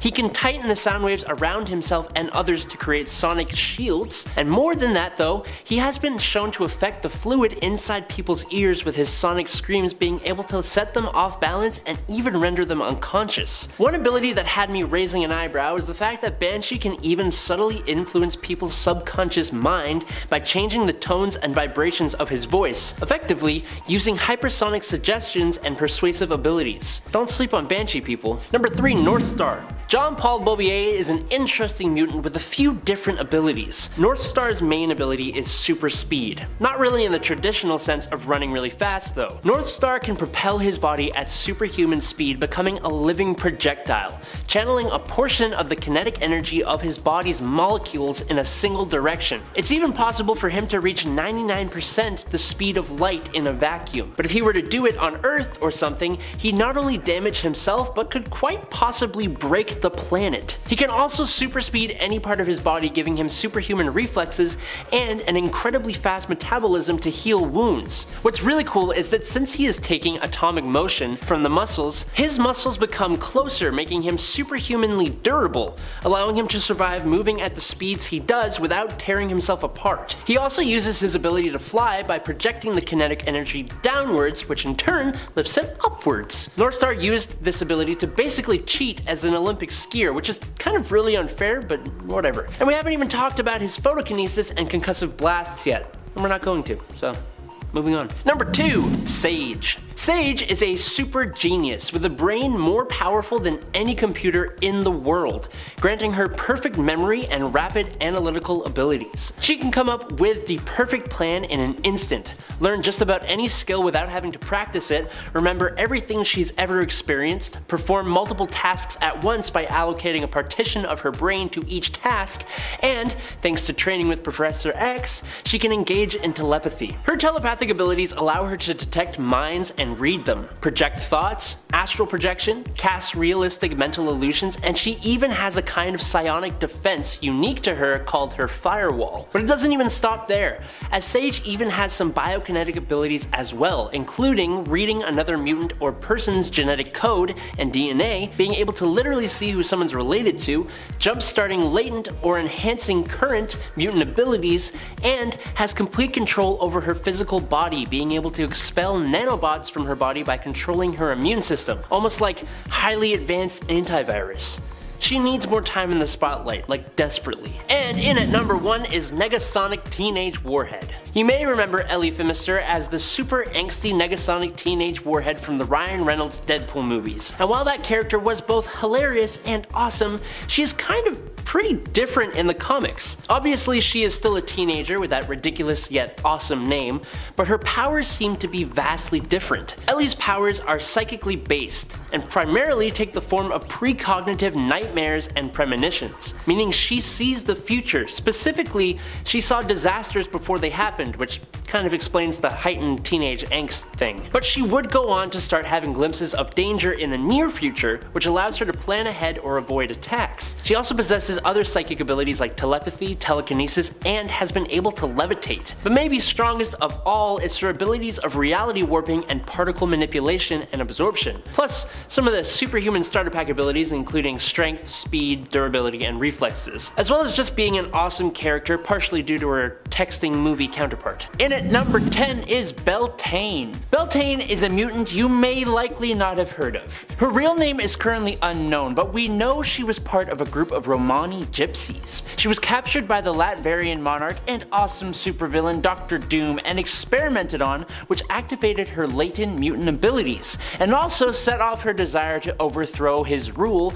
with a group of other escapees. Now Beltane's ability is the secret weapon of her group. She has the ability of fear projection, which means that she can physically project a manifestation of whatever the person she is facing most fears, psychically messing with and almost torturing her victims. So when fighting Wolfsbane, for example, Beltane made the hero see a projection of her not so nice father. Probably a mistake, as Wolfsbane eventually took her down in an animalistic rage, but hey, it's still a cool power. Coming in at number 9, Wolfsbane. Speaking of Wolfsbane, Rain Sinclair has the mutant ability that I wish I had when I was a kid. She can turn herself into a wolf at will and can even go into a transitional form that is basically a close to a werewolf without being a werewolf type of thing. In fact, she is basically a werewolf, but with none of the drawbacks of the monster. She retains all her faculties, minus not being able to talk and just being a little bit feral, and is not forced to change only at night. Rain grows much larger than her human form when she changes and gains access to some enhanced strength, which, coupled with the body of a wolf, grants her enhanced speed and reflexes as well. She gains heightened senses similar to a wolf. The thing with Wolfsbane is that she is both a wolf and a human, so she gains the benefits of both, like almost stacking on top of each other. Unlike wolves, or humans for that matter though, she does have an enhanced healing factor and enhanced vision as well, so double thumbs up. Number 8, Abigail Brand. Abigail here is an interesting character. She is technically a human-alien hybrid, as her father hails from the planet Axis, but it's actually her human mother who Brand inherited her mutant abilities from, that allowed her to join S.H.I.E.L.D. and then Sword as an agent and hero. So what are said abilities?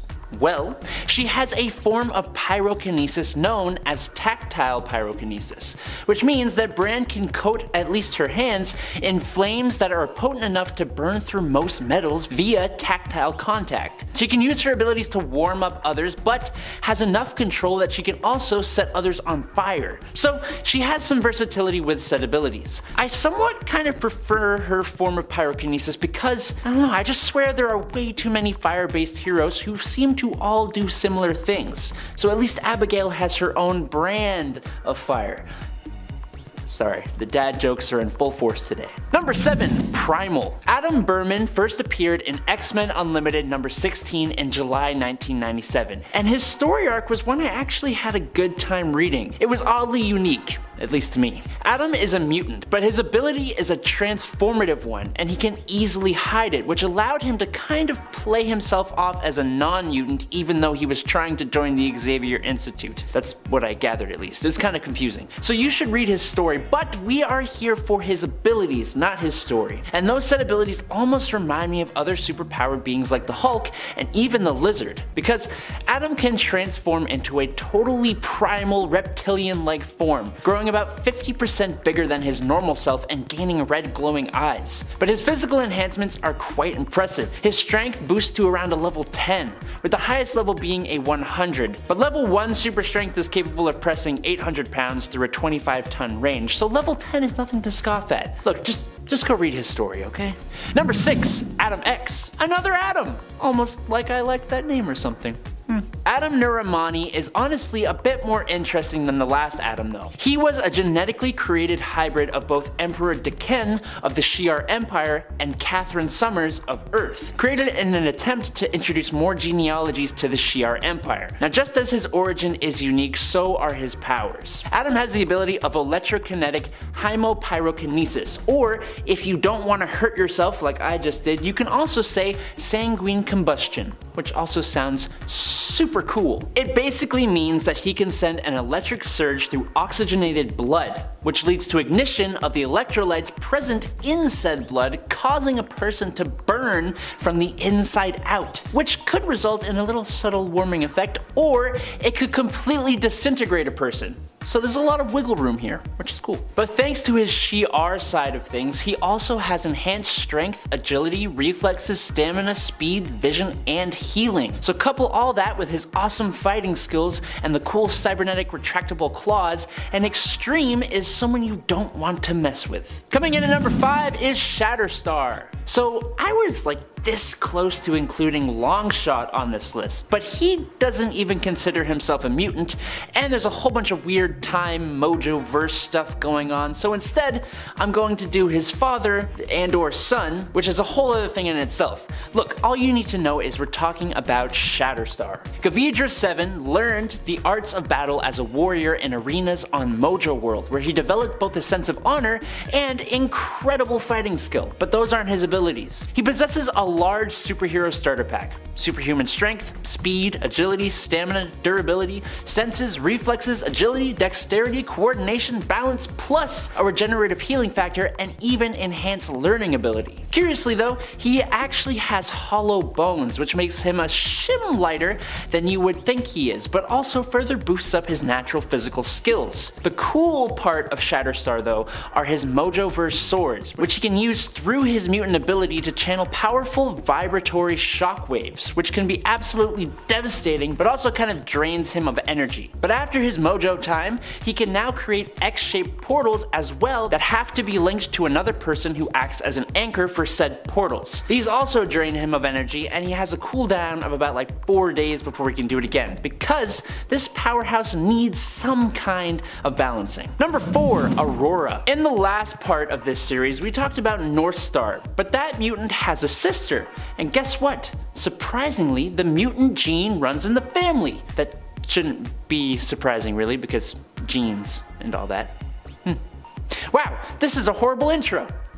Janine Marie Beaubier, otherwise known as Aurora, can generate a bright light, which according to the wiki is equivalent to 500,000 foot candles. Or if you aren't weird, it's about as strong as a lighthouse light, which is also an extremely weird frame of reference, but I digress. She and her brother can both do this by varying the rate of acceleration of the molecules of their bodies out of phase with one another, thereby generating a cascade of photonic discharges. The light can actually do some interesting things, like she can make a calming light that can even interrupt psychic control, or she can make concussive light blasts. Or, which is even cooler, she can even create lightning blasts that actually do some considerable damage. Like her brother, she can also move incredibly fast, and thanks to her molecular manipulation, she can also be extremely durable, heal quickly, and even withstand all the g-force of moving so fast without doing those insane weird breathing exercises that pilots have to do. Number 3, Phantom X. I honestly kinda dread talking about Phantom X, but I also completely love this guy. When I first read a comic with him in it, I did not fully understand his power, and I still don't really, so now I'm gonna try and explain something to you that I do not fully understand myself. Cool? Cool. So basically, Phantom X, or Charlie Cluster 7, or Weapon 13, or Jean-Philippe, if that's what you want to call him, was experimented on by Weapon Plus and was genetically grown and evolved using Sentinel technology. Thanks to this, he actually has, or had, 3 brains for independent parallel processing, nanoactive blood, and his primary nervous system is actually a detachable techno-organism called EVA, or EVA. So there's some stuff to unpack there. EVA, or EVA, can fly herself and can generate bioelectric charges to be used as weapons, with Phantom X being both telepathically and symbiotically linked to Eva. His multiple brains allow him to think like a sort of supercomputer similar to Sage, but it also gives him access to 2 extra personalities, a charmer and a super deadly mutant hunter. He can create extremely powerful illusions and can enter a trance state where he can rapidly heal, and his self-supremacy over his body and mind allows him to overcome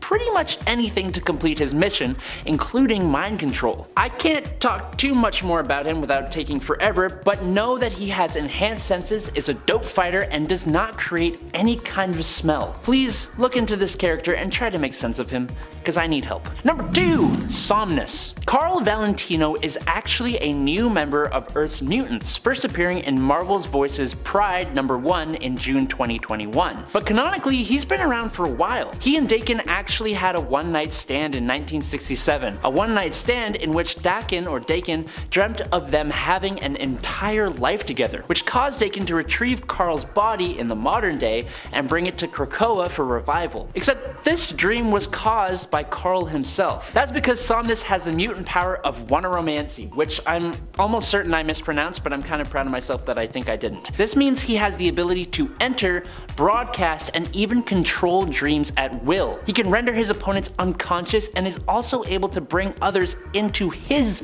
dreamscape. It's such a unique and interesting power, and it can allow him to live entire lifetimes within a dream, which in my nerd mind tells me he can learn and improve upon skills while dreaming, but don't take my word on that, I just kinda made that up. Only time will tell the multitude of ways his power shall be used in the future. And finally, at number 1 is WizKid. A computer genius and novice inventor, Takashi Taki Matsuya kind of has an unfair advantage in the inventor game. That's because WizKid here has the ability to technoform materials and rearrange parts of things to function to his specifications, even to the point of being contrary to the laws of nature and science. And he's even recently learned how to manipulate plants and even other mutant powers to create new technology. With this ability comes a natural psionic aptitude for seeing how components can work together, which lets him make things work even better using his mutant power. As for the using of other mutant abilities, it basically means he can see the use of individual mutant powers as components,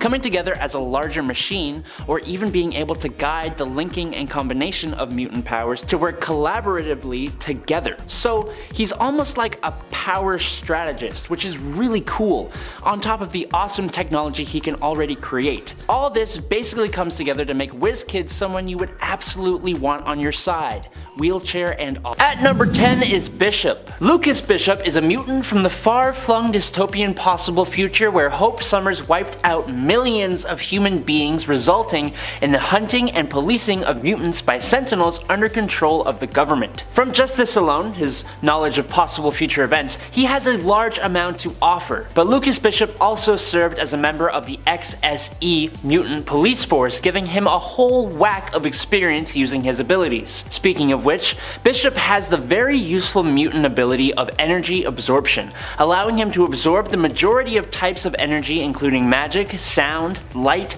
psionic, psychic, and the list goes on and on, with no clearly defined limit as of yet. The energies he absorbs can be either environmental or directed towards him as attacks. He can then store or project that energy from his body in different ways, whether in the form of concussive blasts, energy rays, explosions, fire, plasma, and again the list goes on and on. But his favorite use is by projecting the energy out of his XSE weaponry. The nature of his powers makes it difficult to damage him with energy-based attacks, and almost any attack to be honest, giving him nigh invulnerability. But it also enables him to work well with any energy-using teammates. Bishop can also store the absorbed energy within his personal reserves, whereupon the energy increases his strength, speed, stamina, and healing abilities. He is highly underutilized, especially recently, and I think that's gotta change. Alright, at number 9 is Polaris. Lorna Dane is not just a green Scarlet Witch, okay? In fact, she is the real, legit daughter of the anti-hero magnetic powerhouse Magneto. She's been manipulated, used, and been the victim of villains like Mesmero, Eric the Red, the Marauders, Zaladane, and Apocalypse. But she has been a member of the X-Men and more recently is a key member of the newest version of the team. She's always been prominent, but I think a little overlooked in comparison to others, which is a shame. She's actually quite powerful. As the daughter of Magneto, Polaris actually has pretty much exactly the same abilities as him. She can control and manipulate magnetic fields, allowing her to create force fields, fly on the Earth's magnetic field, emit magnetic concussive pulses that can overload and short-circuit electrical systems. She's able to manipulate the natural iron within the blood of living organisms, allowing her to reverse the flow of an entire crowd's blood in order to render them unconscious. She controls metal and magnetism just like her father, but hasn't had as much experience, so her potential has not been fully realized as of yet. Number 8. Forge. Forge has been an important member of the X-Men and mutant community for a long time. But for some reason, he always seems kind of unused, at least to me. He is almost like the X-Men's version of Q from James Bond. His mutant ability is that he is an intuitive genius. He can visually perceive mechanical energy, quote unquote, in action. He can just understand how something works by looking at it, as easily as breathing, for example. This power allows Forge to instinctively know and understand the potential and functional operations of any machine or technological device in his visual range. It's a skill that, combined with his natural intelligence, allows him to conceive, design, and build mechanical devices and operate, modify, and disassemble existing technology to create countermeasures for it. It's pretty cool. It's almost hard to explain how this is a power, but it is. It's allowed him to subconsciously invent and construct something where someone else would have to think about it, design it, and then create it. He's been able to just do it, and then deconstruct it later to figure out how it actually works. He's created cybernetic systems, sophisticated holograms, and elaborate computer and fiber optic systems, as well as time travel devices. His potential is vast, and that's before you take into account his magical affinity. And at number 7 is Dazzler. Dazzler, otherwise known as Alison Blair, is a mutant with the ability to transduce sound into light. She's also a very gifted singer and performer, which she uses in tandem with her powers to just blow people's minds at her concerts. But she is more than that. She can take any source of sound other than her own voice, unless it's projected back at her, as light energy which she stores up and can use in a bunch of really cool ways. Obviously, using the lights she emits, she can blind adversaries, but she can also create therapeutic light to help allies. Her Dazzle Blast, which is either the worst name ever or the best name ever, is a light show so intense it overwhelms the nervous system of whoever is watching and can knock people out. She can also shoot lasers that can cut through solid metal and photon blasts that strike with concussive force. She can create quote-unquote light fog to hide allies. She can create force fields for offensive and defensive purposes, and she can even fly. She's become the Herald of Galactus in a What If comic, and she was actually one of the more impressive versions of Thor from God Doom's Thor Corps, even coming over to the 616 reality at one point. Dazzler is awesome and very underused. Coming in at number 6 is Mimic. As a child, a nosy and curious Calvin Rankin accidentally exposed himself to one of his father's experiments. Altering his body and triggering his powers, Calvin soon discovered he was able to mimic the abilities of others who were in his close proximity. He first appeared as an adversary to the original X-Men, copying and mimicking all their powers at once. After he reformed, he was offered a role on the team. Now, as a member of the X-Men, Mimic didn't really get along too well with his fellow teammates, but he was one hell of a powerful asset to them and was responsible for a few of the team's victories. Cyclops resigned as leader shortly after Calvin joined, and weirdly, Professor X chose to make Mimic the team's leader. Over time, other powers he has copied include the powers of Hulk, Banshee, Marrow, Gambit, Rogue, Storm, Colossus, Nightcrawler, Shadowcat, Pharaon, Megan, Kylan, Micromax, Rachel Summers, Wolfsbane, Pete Wisdom, Psylocke, Risque,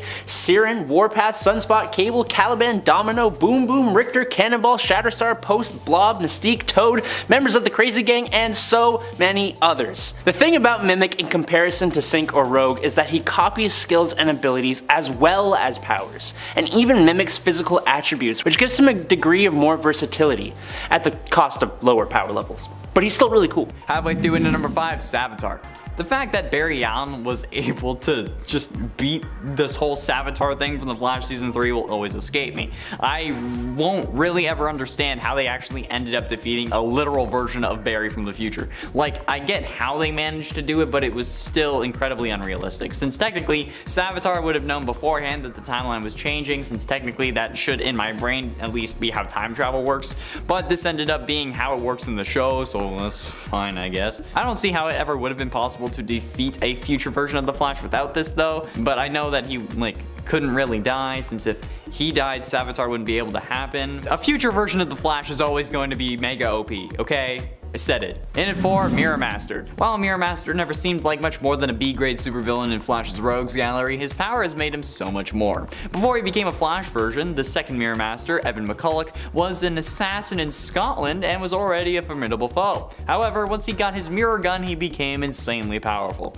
The mirror gun gives Mirror Master the ability to travel to an alternate dimension by entering and exiting any reflective surface. On top of being a significant pain in the Flash's side, Mirror Master has also fought Animal Man and was someone that gave him all he could handle. The CW used the Sam Scudder version, and he was only a minor villain, and then they kinda did Eva McCulloch for season 7, but honestly, Even Sam being able to travel through mirrors like that, trapping the Flash in the mirror dimension for a time, this guy is certainly underestimated. Although I hope that they find a way to explore maybe some of his abilities in later comics or even the show. I'd like to see that. Getting close to the end, and in number 3, the Shade. This Golden Age Flash foe is one of the most powerful and most terrifying, but he isn't always on the side of evil, luckily. First appearing in Flash Comics number 33 from 1942, this immortal conduit for dark energy was a formidable enemy for Jay Garrick and often caused problems, the speedster, with his weaponized shadows. Kind of like my demons, causing me all kinds of problems as well. Initially depicted as a common criminal for the Flash to stop from robbing banks and menacing Keystone City in the 40s, the Shade was eventually reimagined as something much more sinister. Originally possessing a magic cane allowing him to control darkness, the revamped 90s Shade was given a real identity of Richard Swift and an endless supply of supernatural abilities. Returning to menace the hero Starman and eventually becoming his ally, the Shade used his powers of shadow manipulation, time travel, teleportation, and intangibility for both good and evil. The Shade also had his own dimension, the Shadowlands, where unwitting enemies would become trapped. And I think that having his own dimension earns him a spot in the top 3. Just saying. Penultimately, in at number 2, Red Death. Red Death is a speedster that is an evil combination of Batman and the Flash, which already sounds terrifying, but wait until you hear the story. The Bruce Wayne of Earth 52 started off fighting crime with Robin, but because, you know, of course, Robins kept dying left, right, and center. So, understandably, Batman got darker and darker, becoming more extreme with his methods. He started killing people, which honestly seems more realistic to me, aside from just like being done fighting crime totally, which can't happen, otherwise they wouldn't have a story, right? This eventually leads him to Barry, who refuses to give Bruce his Speed Force powers, understandably because again, this time Batman's a psycho. So, Batman, using the various rogues' weapons to fight Barry, knocks him out. Once Barry was unconscious, Bruce tied him to the front of a cosmic treadmill modified Batmobile, I don't know how the hell he did that, and then drives them both into the Speed Force. Again, I don't know how that happened or works logically, but okay. You do you, Bat Marty, we gotta get back to the future, your kids are in danger. When entering the Speed Force, Barry and Bruce, again, somehow ended up fusing together into an evil Batman with super speed and a lust for killing. And while Barry's mind was trapped inside Bruce's body, so he could just watch. He then gets a visit from the Batman Who Laughs, who was part of the Dark Knights and whose goal was conquering the multiverse, and since he was a version of Batman who was psycho, he was like, hey you, come here, come with me, we're the same kind of. And finally, in number 1, Black Lantern Reverse Flash. The Black Lantern Corps is a group of various dead superheroes and villains alike who were raised by Necron and each given a Black Lantern ring. This ring grants them power over death, and these rings are powered by the Anti-Monitor, as he is present within the Black Lantern power battery. Those raised by the Black Lantern ring are in essence resurrected to where they were before death, but their mind is warped to serve Necron's purpose. Now they aren't really like fully resurrected, but that's kind of like the best analogy that we have. Those with the ring have various powers, including a healing factor, aura recognition, which allows them to see powerful emotions, energy spectrum assimilation, which lets them extract the hearts of individuals they've slain, and use their last feelings to charge the central battery and their ring by 0.01%, because you know, that's a lot, it's worth it. And they, much like zombies, can infect others by biting them. A bite from a Black Lantern will slowly kill the one bitten, and then turn them into a Black Lantern upon death. Yeah, basically zombies with superpowers, so definitely not something to laugh at, especially when it's the man who killed Barry Allen's mother for the fun of it. Coming in at number 10, we have the intelligent zombie Solomon Grundy. Inspired by a 19th century English nursery rhyme, Solomon Grundy was born centuries ago as a wealthy merchant, but after being murdered and having his body dumped in a swamp with mystical properties, he's now cursed to constantly be resurrected with slightly different properties each time. Usually being depicted as an incredibly physically strong zombie, Grundy's greatest power is his resilience to both magic and physical damage, meaning that every time he's faced by Batman, he needs to figure out a whole new clever plan to find a way to properly defeat him. Coming in at number 9, we've got to go with Clayface. When you're facing off against the world's greatest detective, being able to disguise yourself as anyone seems like a pretty useful skill to have. This alone would make Clayface a difficult foe for Batman to overcome, but combine that with the huge amounts of physical strength that Clayface possesses when he changes into his more monstrous Hulk-like form, and you have a rare mix of stealth and strength that keeps Bruce Wayne on his toes. This ability to manipulate others through careful mimicry allows Clayface to be far more intelligent than he appears. And while his skill as an actor comes across as funny in depictions such as the Harley Quinn TV show, it can be quite deadly under more serious circumstances. Coming in at number 8, we've got to go with the bladed assassin, Deathstroke. While in recent years, Slade Wilson has become more well-known for tormenting the Teen Titans, Deathstroke has also had many run-ins with the Justice League and the Dark Knight himself. With his brain operating at 9 times the efficiency of a normal human brain, Deathstroke is exactly the type of opponent that pushes Batman to his physical limits, with a complete mastery of every weapon he has at his disposal. Combine that with his Icon suit, which has been shown to even be able to withstand a punch from metahumans such as Superman, and this is a foe that Batman is always just barely able to outwit and defeat. Coming in at number 7, we have the malicious psychologist known as Hugo Strange. One of Batman's oldest villains, originally debuting only a few issues after the Caped Crusader himself in Detective Comics, Professor Hugo Strange was also one of the very first villains to ever figure out his secret identity as Bruce Wayne.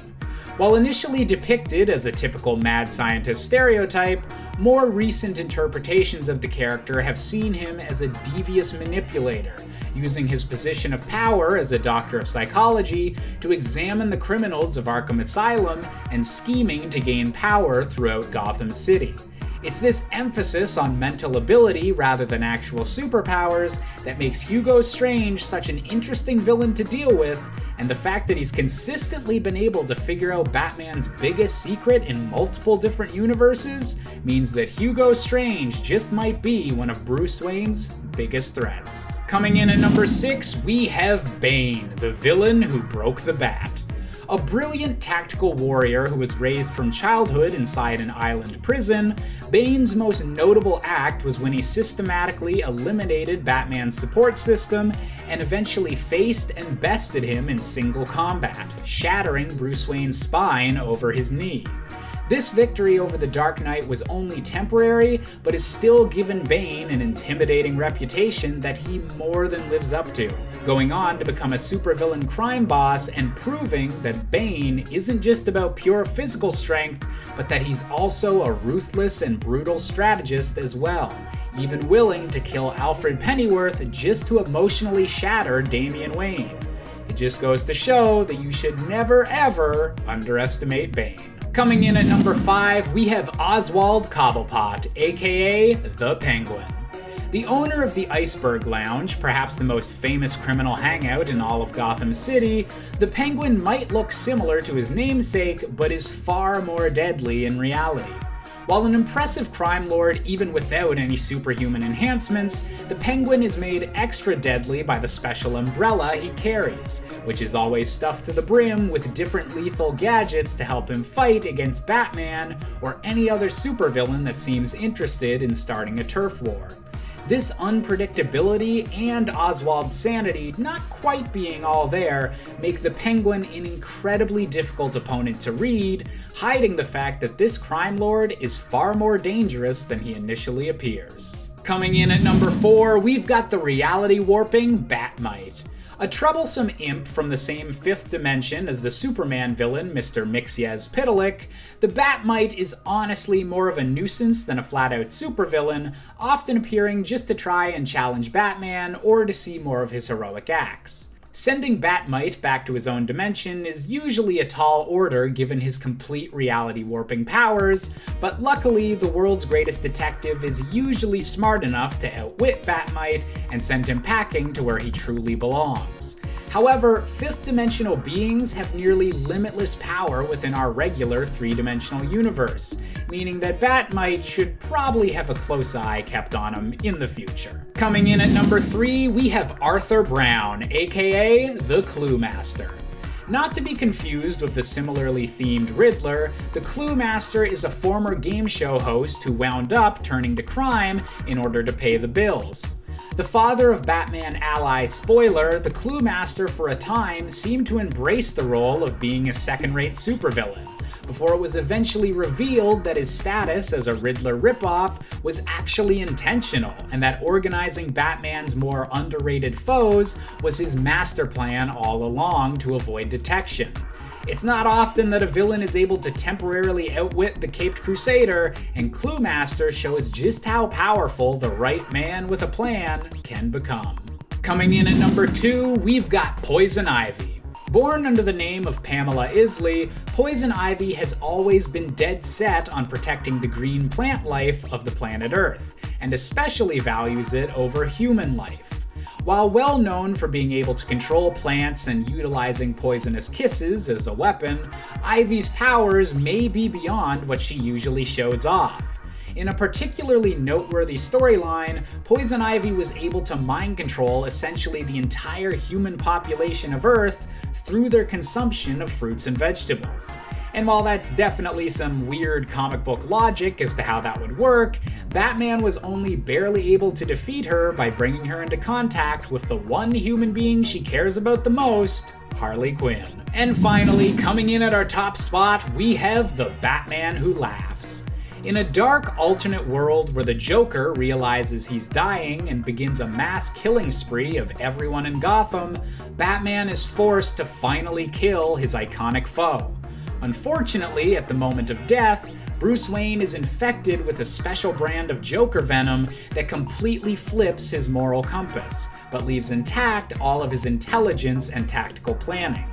All of the chaos of the Joker with the brains of Batman, this supervillain is Bruce Wayne's worst nightmare come to life, and was able to become so powerful over the course of his war against the multiverse that he was only able to be defeated by a literal God mode powered Wonder Woman. Number 10, Gwenpool. Gwenpool is truly one of the most unstoppable mutants. In fact, she is so unstoppable that she actually was able to make herself a mutant by willing that origin into existence for herself. I know, it's wild. Gwenpool, for those who are unfamiliar, is an alternate version of Gwen Stacy and Deadpool combined, who hails from an alternate reality not yet given an official number. The temporary reality number assigned to it currently by fans is 565. Gwenpool becomes a mutant after Kamala Khan, the current Miss Marvel, refuses to fight her when Gwen tries to instigate a battle, and instead tries to reason with Gwen. Kamala is the one who suggests that Gwenpool's understanding of the fourth wall and her belief that she is simply a character existing in a comic book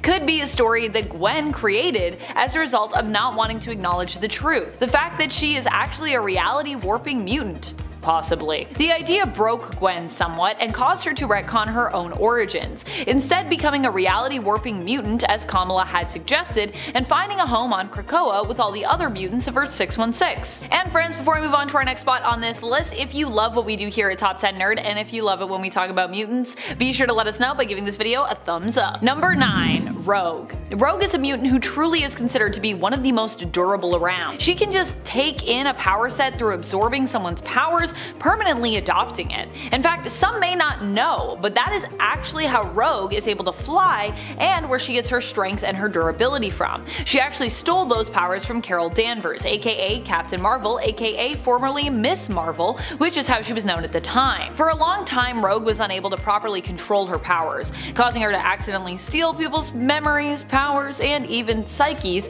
just from touching them, and causing Rogue to often be much removed from her other fellow mutants, friends, and loved ones, afraid she might hurt them accidentally after she became a hero, and resulting in her basically wearing fully covering outfits, except for her face, of course. However, it was this very fear that apparently prevented Rogue from controlling her abilities, and once she faced it, she gained better control over her powers, making her virtually unstoppable, which is also probably why a lot of writers keep her on the sidelines, or prefer to. She's kinda hard to write because she is so unstoppable now. Number 8, Magneto. Pretty much nothing stops Magneto, not even losing his heart. Now, if you've seen our Unstoppable Superheroes list, then you know what I'm talking about. So for this point, I'm going to talk about another insane feat of Magneto's, other than when he defeated Uranos while completely heartless with some help from Storm. Not only can Magneto sustain his own flow of blood without a heart using his powers, but he could also seriously mess you up by manipulating your blood in your body. Or even worse, mess you up by just pulling out all of the iron from your blood. We've seen him do that too, and it was pretty horrifying, I gotta say. Magneto has also used his mastery of magnetism to perform the kind of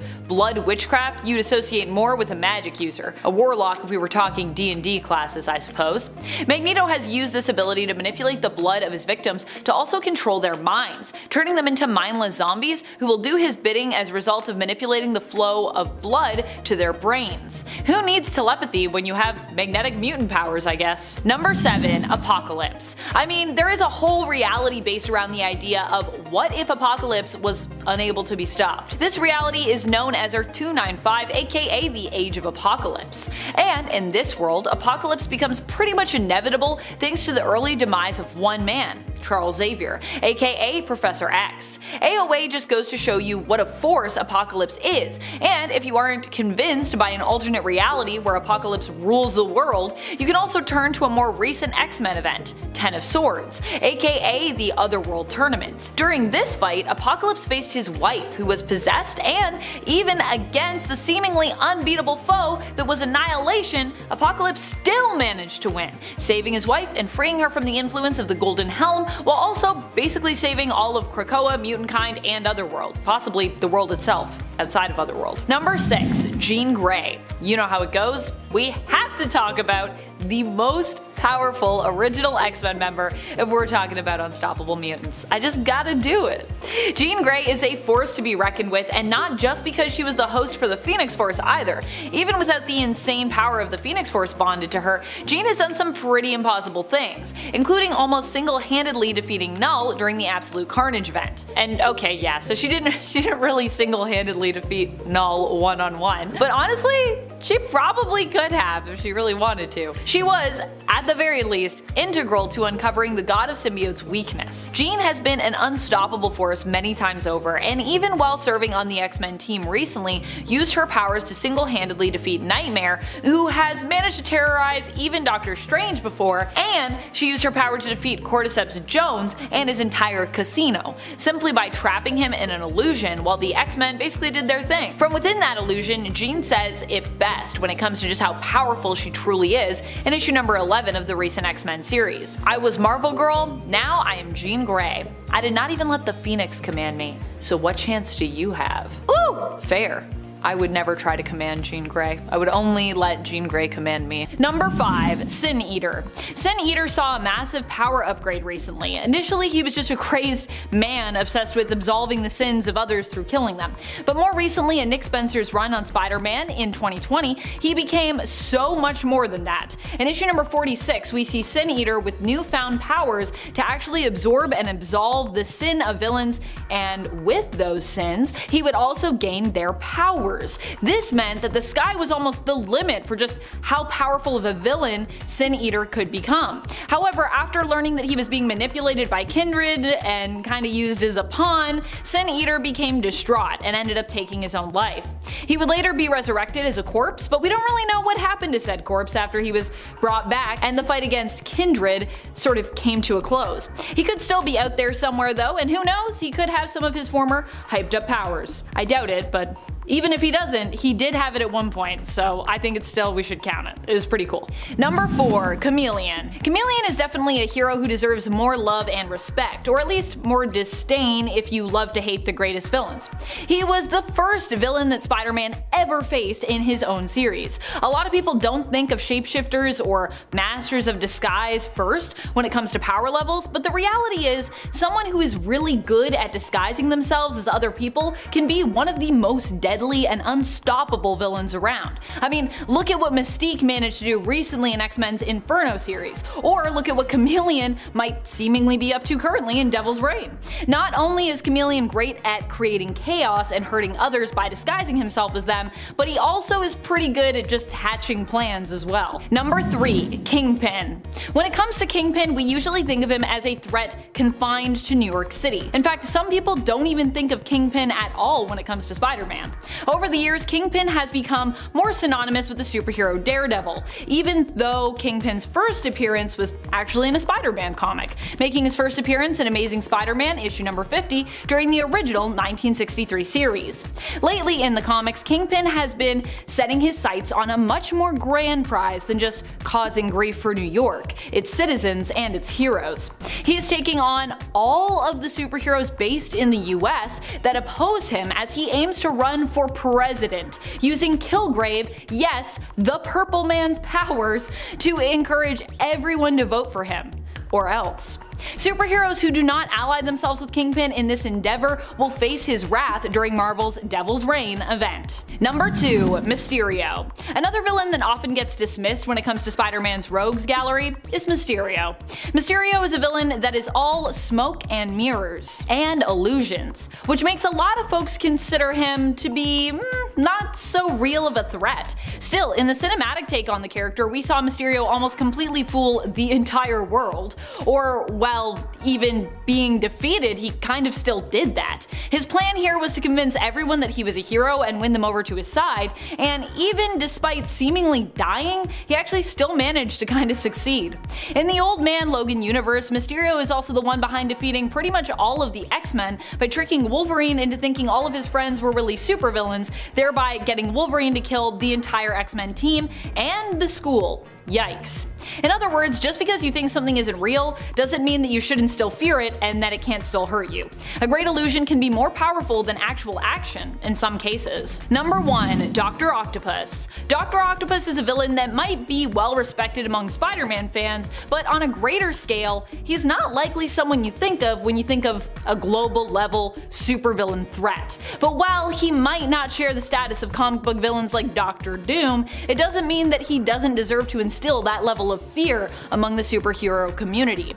Dr. Octopus might seem a bit silly with his haircut and his mechanical arms and his sometimes snazzy white suit and sunglasses, but let's not forget that he's actually a diabolical super genius whose brilliance combined with the sheer strength of his claws makes him a dangerous person to cross. Some might say he's just superior. Number 10. Vanisher. An old school villain who also almost single-handedly defeated the X-Men back in the day. Almost. So close. Well, actually he kind of did defeat the X-Men team, but fortunately Professor X butt in to save the day. And he was only able to defeat Vanisher by wiping his mind and making him forget who he was and what he was capable of, which I think goes to show just how powerful of a villain he is. He was the first teleporter the team really encountered, proving just how crazy powerful teleporters are. Vanisher is also considered to be a super fast teleporter, and his power limits thus far have been pretty much undefined, even when he did resurface years later. I would consider him to be at a higher level though, just based on what I've seen thus far. He also was able to teleport himself safely just instinctually, even when teleporting to a place he's never seen or been to before, avoiding teleporting partially or fully into any solid objects, which of course could kill him, and which is like a great danger if you're a teleporter. You just teleport somewhere and now part of you's in a car and you're like, well, I guess I'm dead now. That's it. Number 9. Living Diamond. Okay, so someone I also think we need to talk about who needs some kind of redemption in the comics is Jack Winters, aka Jack O'Diamonds, or Living Diamond. He was one of the first X-Men villains whom Professor X saved Scott Summers from, thereby recruiting him to his X-Men team. Living Diamond's mutant power was believed to be radiation resistance, but he was also shown to be able to teleport short distances, had telepathy, and had a diamond form. Does that sound familiar at all? Telepathy with a diamond form.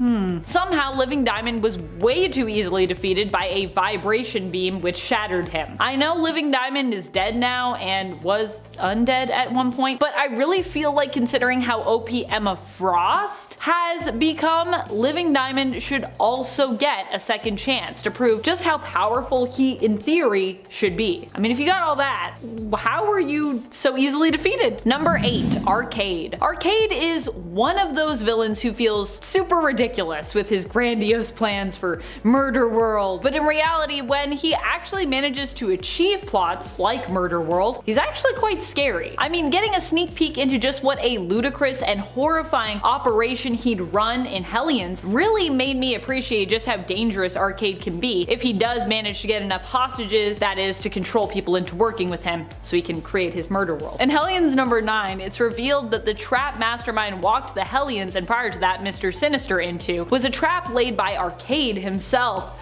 Gasp, what a reveal. Arcade's plan was to use Sinister's Hellions as leverage to encourage Sinister to work for him. Sinister didn't really seem to actually care about the Hellions, and he basically just agreed outright, although Arcade still chose to forcefully remove some of his teeth for fun before putting him to work. He wanted Sinister to make clones for him for Murder World, and had his plan worked, it would have been a real horror show. However, Sinister made a counteroffer to Mastermind, and instead the two double-crossed Arcade. Still, that whole 3-issue arc made me believe in the power of Arcade. If he has the right allies, he could be really crazy. I'm here for some sort of plot where Arcade tries to just turn the world into Murder World or something.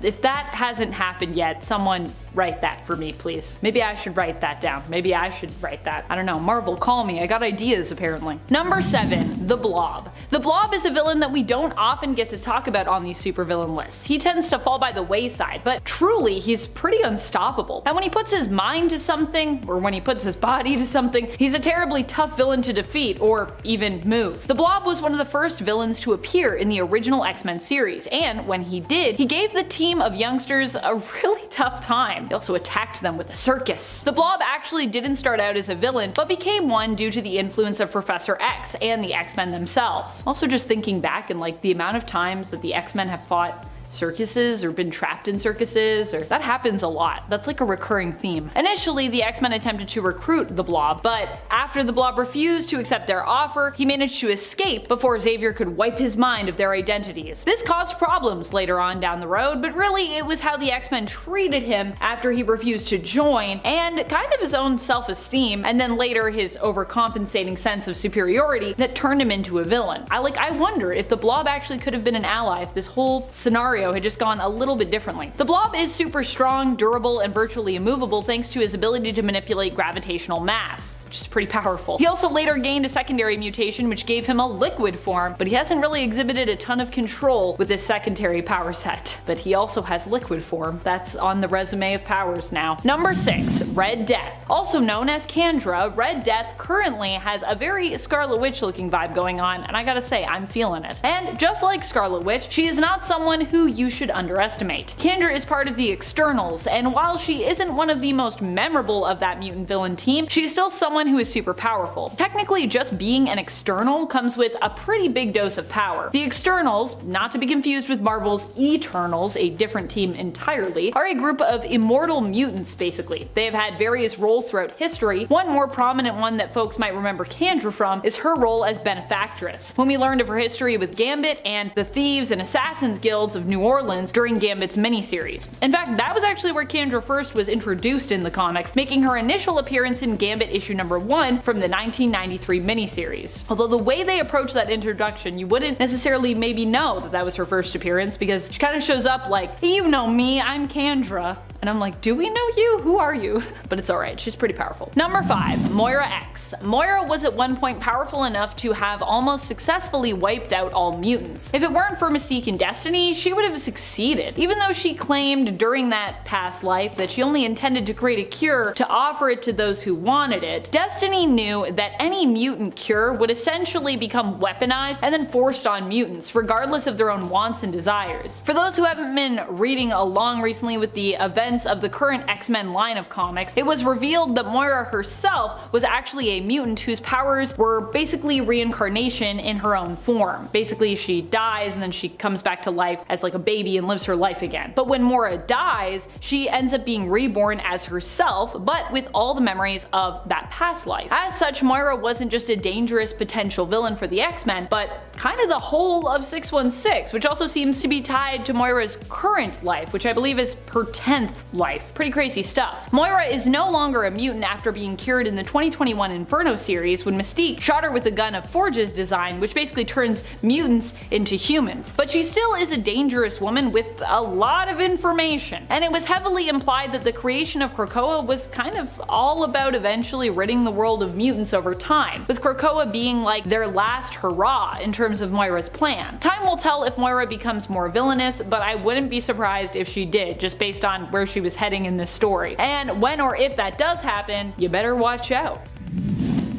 Danger is the Danger Room. The Danger Room is a villain who surfaced because they were basically being mistreated by Professor X, who had decided to ignore the fact that the training room had become sentient and was itself a technologically based mutant. Eventually, Danger decided, enough of this shit. It's time to get some sweet, sweet revenge. The crazy thing about Danger is although we don't think of her too much, she really would be a pretty strong opponent to the X-Men considering she trained them, and as such would know their strengths and weaknesses. In fact, I think that even is mentioned in the comics at one point. She was also considered to be an extinction level threat that caused Steve Rogers great worry in Heroic Age X-Men, which is kind of like a glimpse into his like tactical commentary diary. So if you wanted to read that, it exists. So despite not thinking about Danger too much, we all probably should in case she ever decides to, you know, go the villain route again. Destroy everyone. Because she could probably do that. Extinction level, friends. Number 3, Mystique. Mystique is someone who isn't particularly or at least outwardly powerful when it comes to what she's capable of or her power set, and for this reason, many people have taken to underestimating her abilities. Here's why we'd advise against that. Inferno, issue number 4. In the newest Inferno series, it's revealed that while Mystique tried to play by Krakoa's rules, when she learned she wasn't going to get what she wanted from Magneto and Professor X, no matter what she did in the name of the Mutant Nation, she decided to take matters into her own hands, as Mystique so often does. Disguising herself as many different people, she was able to easily ensure that Destiny was resurrected, against the wishes of the heads of the Quiet Council. She also put into motion plans to make sure that Destiny would garner a spot on the Quiet Council, and then she almost was successful in enacting revenge on Moira X for keeping her love, Destiny, from her. Mystique here proves that not only is her power set OP,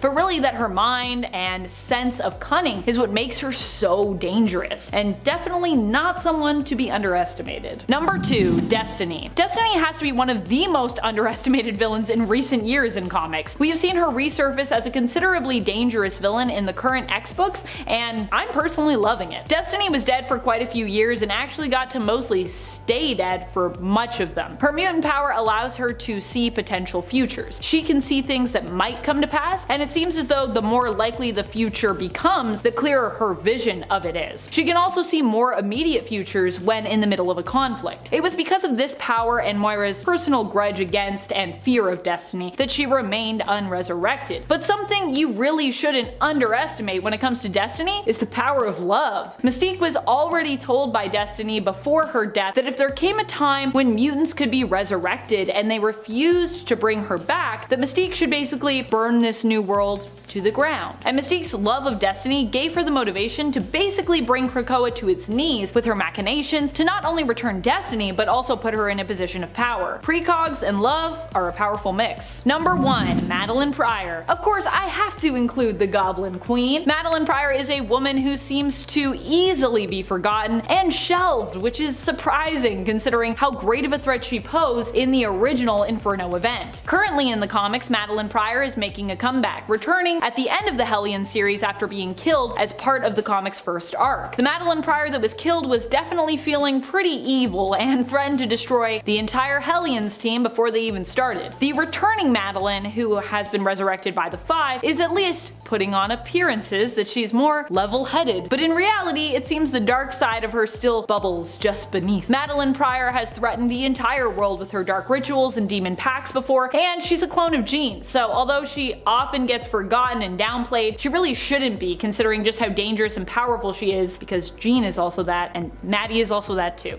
She has the potential at least. Often people try to downplay Maddie because she's a sinister created clone, but that feels very unfair to me. She's also got like a spark of the Phoenix Force in her, so should that count for something? I think so. Number 10, Jean Grey. Probably the most iconic mutant to have ever merged with the Phoenix Force and acted as its host would be, of course, Jean Grey. And there are many who would also consider her to be still one of the most unstoppable hosts for the cosmic entity pretty much of all time. This isn't even just because of feats she has accomplished while merged with the Phoenix Force, but because even without it, she is known as a force to be reckoned with. Or maybe not reckoned with. I mean, I know I wouldn't want to deal with that reckoning. I'm not messing with Jean. I don't think you should either. And friends, before we move on to our next spot on this list, if you love what we do here at Top 10 Nerd and you love it when I get to talk mutants, I love when I get to talk mutants, be sure to let us know by giving this video a thumbs up. I know I'll be giving it a thumbs up because I get to talk about mutants. Woo! Number 9, Stepford Cuckoos. The Stepford Cuckoos are like Emma's children. Basically little Emma clones that were made with her own eggs, which were actually stolen from her when she was comatose. So genetically speaking, they are like Emma's offspring, but also were made almost exactly in her image, hence, you know, why we sometimes refer to them as clones. Kind of a little bit of both, really. Like Emma, they too have been considered by the Phoenix Force as potential preferred hosts. For a time, they were even chosen by the entity to act as its hosts, with 3 out of the initial 5 who were still alive at the time becoming phoenixes, and the other 2 being resurrected,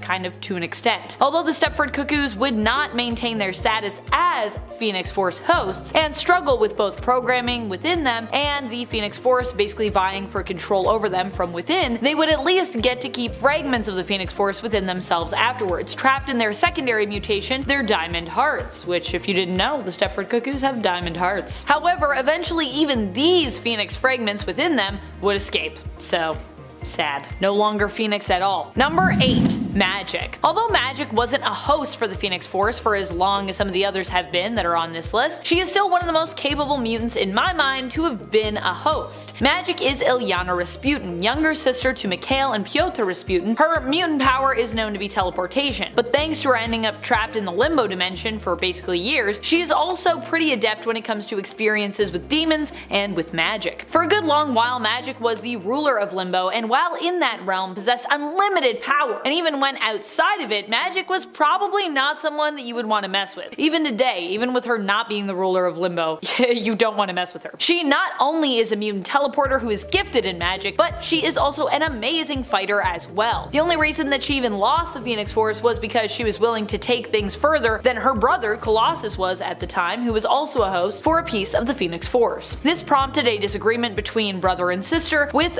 basically Spider-Man egging them on because it was to his advantage. Their fight escalated and resulted in them both losing their connection to the Phoenix Force, which was instead passed on to 2 of the other members of the once Phoenix 5, strengthening their connection to the Force. You know. Number 7, Namor, or Namor. Namor is simply one of the most powerful mutants around. Completely unstoppable in that almost every element of the character, in terms of power anyways, is considered to be close to, I would say, a 10 out of 10. Maybe even higher than that. Namor's pretty powerful. Namor is super strong, durable, can fly, can survive underwater, and is royalty, often having the full support of Atlantis, which he can pretty much call on at any time. He's smart, conniving, and ruthless, which makes him probably one of the most unstoppable mutants to have ever existed, even considering the fact that he is actually the first mutant to have ever existed at Marvel Comics. Fun fact. Namor didn't have the power of the Phoenix Force for long when he was part of the Phoenix 5, but what he lacks in length of time as a host, he definitely makes up for in raw, default power of a mutant, and also just as a character. Number 6, Emma Frost. Emma Frost is a mutant who we know as being super powerful just kind of by default, I would say. This isn't even so much because of what she is capable of with her powers, although that too is quite impressive, but because Emma is both a survivor and a thriver. She's just a powerful character. She is resourceful, smart, cunning, and hardworking. As a result, there isn't much that Emma can't do when she puts her mind to work. And I don't just mean psionically as a telepath either. Emma is an extremely successful teacher and businesswoman besides, which is all a testament to the strength of her sense of determination, and I think to an extent of her character. Emma ends up being one of the last mutants standing amidst the Phoenix 5 during Avengers vs. X-Men, and this isn't the only time that Emma would end up as a host for the Phoenix either. Emma had actually already ended up as the host for the entity prior to this event, albeit temporarily, although of course that time around she almost completely was corrupted by the sheer power of the Force, so there is that I guess to consider. Halfway through into number 5, Joker's daughter. Unfortunately, Fortunately, it's not the Joker's biological daughter. That would have been an interesting story. This is just a girl who finds Joker's face, stitches it onto hers, and then goes berserk. So honestly, it could very well be his biological daughter. The only person that I think would commit such an atrocious act is in fact the Joker, so who knows? While maybe not being as prolific or accomplished as the Joker, Joker's daughter is definitely insane enough for this list. Like, even if I'm pretty sure like a lot of people know she exists and like not many people underestimate her, but hey, look, even if one person underestimates her and they watch this video, boom, it's enough. It counts, okay? Not to mention the fact that she also went by Catgirl, Scarecrow, Riddler's daughter, Penguin's daughter, Card Queen, and Harley Quinn. Each incarnation also calling herself the respected super person's daughter, which I have to say is going to make a family reunion real awkward. But in actuality, she ended up being Dwella Dent, Two-Face's daughter, apparently, which is seemingly BS in my opinion, but we love a girl with a little flair, you know? And that flair will cause her to ruin Gotham City. In it for Clock King. Born William Talkman, Clock King spends his early years taking care of his invalid sister. One day he finds out from a doctor that he himself only has 6 months to live. Great. Despairing for his sister's future, he watches the timing of a local bank's vault in order to rob it, hoping that the money would provide for his sister after he was gone. His caper would have gone on successfully had he not tripped the silent alarm and been caught by the Green Arrow. The Clock King then goes on to join Major Disasters in Justice League, which becomes the Justice League Antarctica. This JLA includes G-Nort, who ends up saving the lives of the entire team. The original Clock King had no metahuman powers or abilities, although he is athletic and extraordinarily smart. He extensively uses clocks and time-related gimmicks to devastating effect. His primary weapon is a sword forged into the shape of a clock's hand that also doubles as a walking stick. And his skill in swordsmanship is such that even Batman himself could not defeat him in single combat. So watch out for Clock King. Getting close to the end of number 3, the Calculator. While the Calculator now seems to be an oracle of sorts for supervillains, the original purpose and MO of the Calculator is far more entertaining and interesting, at least to me. Noah Cutler began his criminal career by crossing the country and getting into fights with various superheroes on purpose, analyzing and recording their battle tactics to ensure that he couldn't be beaten again. Or in some incarnations, he would simply get beaten and then press a button on his chest to ensure that he didn't get beat again. Maybe that was like taking in the information or something, like how Iron Man would just say like analyze his fight patterns and then come up with countermeasures, you know? But either way, okay, do you know how insanely overpowered that could have been? Just being able to like press a button and then boom, you're instantly basically immune to Batman or Robin or even Superman. Like that would be absolutely amazing. You do this enough times, you could just do whatever you want. And like then other criminals like start paying you to do their crimes for them because you guarantee success. That's freaking nuts. Okay, I wish they kept that Calculator. That could have been an even bigger threat than Darkseid if he kept going at it like that. This is why I'm the hero, because I would be unstoppable as a villain. Penultimately in at number 2, Lex Joker. Lex Joker was created when John Dee, also known as Dr. Destiny, collapsed the DC universe in half. First appearing in Superman Batman number 60 in 2009, Lex Joker is the combination of, you guessed it, Lex Luthor and Joker. Lex Joker hired Doomstroke and Terranado to destroy the Justice Titans. However, after the JTs allied with Batman and Superman, he hired 4 more mercenaries to create the Brotherhood of Injustice. Thanks to Terra, who had gone undercover with the JTs, they were able to attack the Justice Tower, and come on, let's be honest. If you have the brains of Lex Luthor and the complete insanity of the Joker, you're making one heck of an opponent. When you have 2 powerful forces in comics, at some point there's like bound to be a mashup of the 2 to create a larger, even more powerful villain. And Lex Joker is probably the scariest combination we could have gotten that wasn't like Joker and Doomsday or Joker and Darkseid.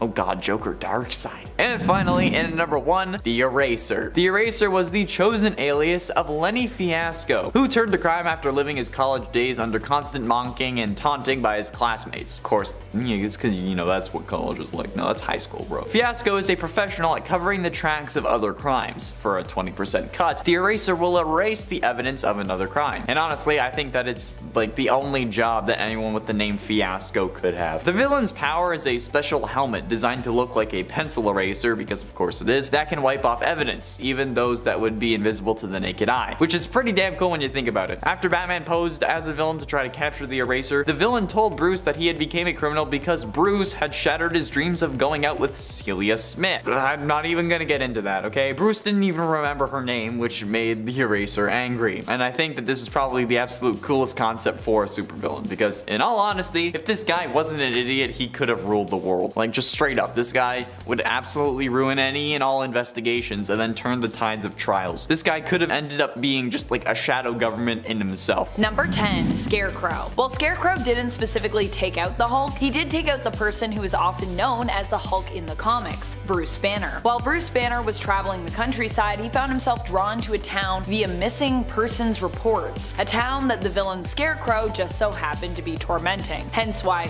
people were going missing. The Scarecrow had taken up residence in the town's movie theater, Emerald Cinema, and used the townspeople's greatest fears against them by forcing them to watch them play out on the movie screen. When it came to Bruce, his greatest fear that he, as the Hulk, would destroy everything was used against him and was so horrifying that it actually killed him. Fortunately, this happened during Immortal Hulk Time of Monsters issue number 1, and as is established in the Immortal Hulk series, when night fell, the Hulk returned, and this time around, Scarecrow was no match for Bruce's vengeful green alter ego. So while initially it may have appeared as though Scarecrow was more powerful, in the end he was proven to be no match for the Hulk's true rage, which is why we're ranking him lowest on this list. Number 9. Circus of Crime. The Circus of Crime managed to best the Hulk in issue 217 of The Incredible Hulk back in 1977, although this isn't the only time that the Circus of Crime would torment the Hulk. Here the Hulk ends up befriending a circus, not the Circus of Crime, but instead the Circus of Lost Souls. However, the Circus of Crime ends up being in pursuit of the Circus of Lost Souls because they want their most beautiful member,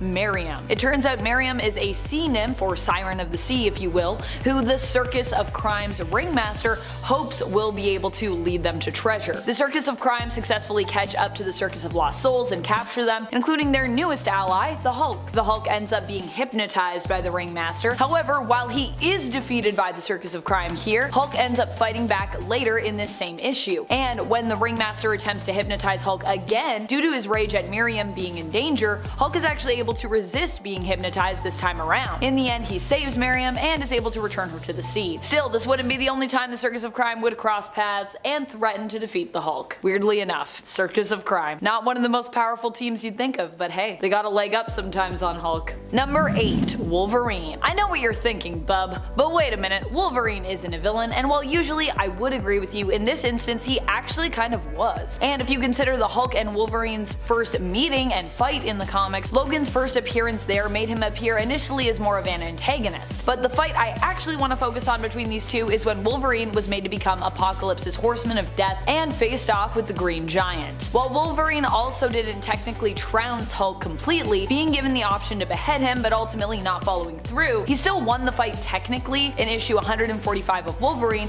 and could have even killed the Hulk. Well, at least momentarily. As now we know the Hulk is actually immortal. In the end, Wolverine's hesitation would allow the Hulk to smash Wolverine and escape. Although, thanks to Wolverine's healing factor, he would also quickly recover. He gets smashed a lot in that fight actually, and he's constantly like, I'm better, I'm good, I'm Wolverine.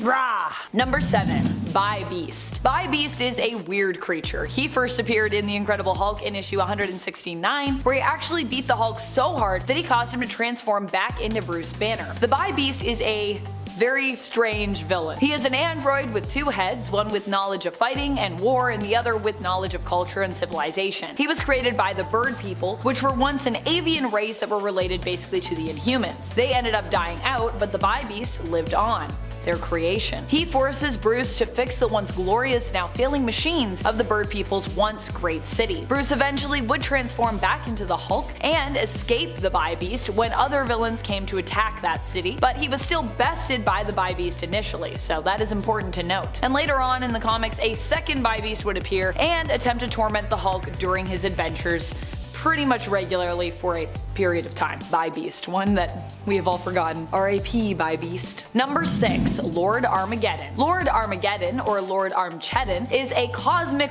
warlord who rules over the Trojan Empire as their king. He had beef with Hulk because he blamed him for the death of his son Trauma, or Trauma. I'm just gonna call him Trauma, but just so you know how it's pronounced in the comics. that's how it is. Armageddon proved powerful enough to handily defeat the Hulk in his own book, An Incredible Hulk, which was also where Lord Armageddon made his first appearance in issue number 413, starting off, of course, with a bang. However, when he forced the Hulk to engage the device that would resurrect his son Trauma later on, and Armageddon saw that the Hulk was not reluctant at all to basically do so, Armageddon felt respect for the Green Behemoth. Instead, he opted not to kill the Hulk thanks to this newfound respect. But, you know, that was a pretty close one because Lord Armageddon's pretty nuts. He's a 90s villain, so you know. You know how it is in the 90s, people went crazy. Lots of cool, crazy villains from that time. Number 5, Namor. Namor is more of an anti-hero than a straight-up villain, but he's done plenty of villainous things in his time, and even has teamed up with the likes of Fantastic Four villain Dr. Doom, and has for years been known as a major antagonist to Black Panther, with Namor's Atlantis and Black Panther's Wakanda often being engaged in war or other such hostilities. And while many people don't think of Namor as being a powerhouse,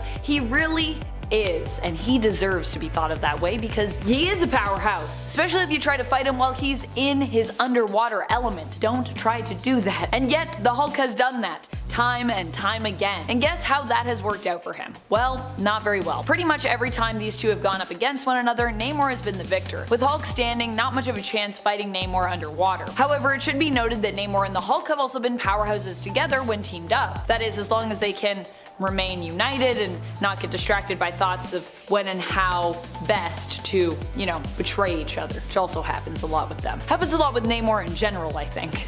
Actually. Number 4, Umar. Umar is the sister of Dormammu. She is known as a powerful sorceress and villain who sometimes works alongside her brother when she's not busy devising her own devious plots. She proved her power over the Hulk in a less conventional way. Their battle against one another that I'm focusing on here had less to do with fists flying and more to do with stamina. At one point, Umar gets her hands on the Hulk, with him having been trapped in the Dark Dimension during his time on the Defenders team. Instead of tormenting the Hulk, she sees potential in him and decides she'll make him her servant and possibly her paramour. The two get steamy, but Umar wins their tussle as the Hulk's passions are too short-lived for her, and he passes out after a few brief minutes, leaving Umar unsatisfied and, well, pretty unimpressed, and proving that at least her appetites are far more powerful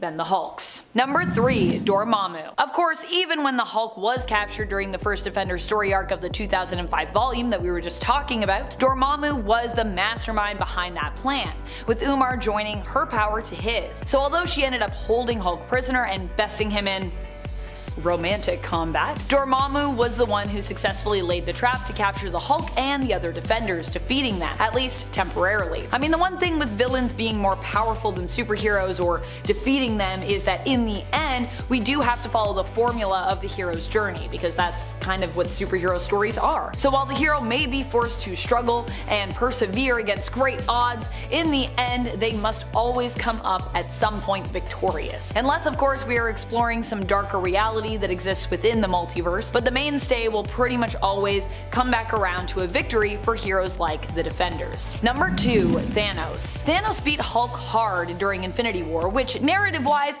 really helped to establish where Thanos fell in terms of his power ranking in the Marvel Cinematic Universe, which if you hadn't guessed, turned out to be pretty high up there. It was less of a fall and more of like a just crown. Thanos is the top, at least at that time. Especially when he had the Infinity Gauntlet in tow with any, and especially if with all Infinity Stones on it. Thanos during Infinity War runs into the Hulk right near the beginning as he is traveling with the surviving Asgardians following the events of Thor Ragnarok. However, these Asgardian survivors won't be surviving for long, as even when the Hulk tries to stand up to Thanos and fight back against him, he is quickly and easily defeated. As Hulk hurtles back to Earth when he lands as Bruce Banner in the New York Sanctum Sanctorium, his desire to warn others of Thanos' arrival is extremely urgent, and with good reason. I mean, he really just got his butt whooped there, so yeah. Number 1, Dr. Doom. I mean, of course Dr. Doom could beat the Hulk. Dr. Doom could probably beat well, just about anyone. He's so popular and so powerful and so smart. The then gray-skinned Hulk and Dr. Doom faced off in issue 320 of the Fantastic Four. Here, Doom uses his wits to take control of the Hulk, attempting to use the brute force of the hero for his own means. In this case, what Doom wanted was to retake control of his country, Latveria. In order to gain the Hulk's help, he tormented him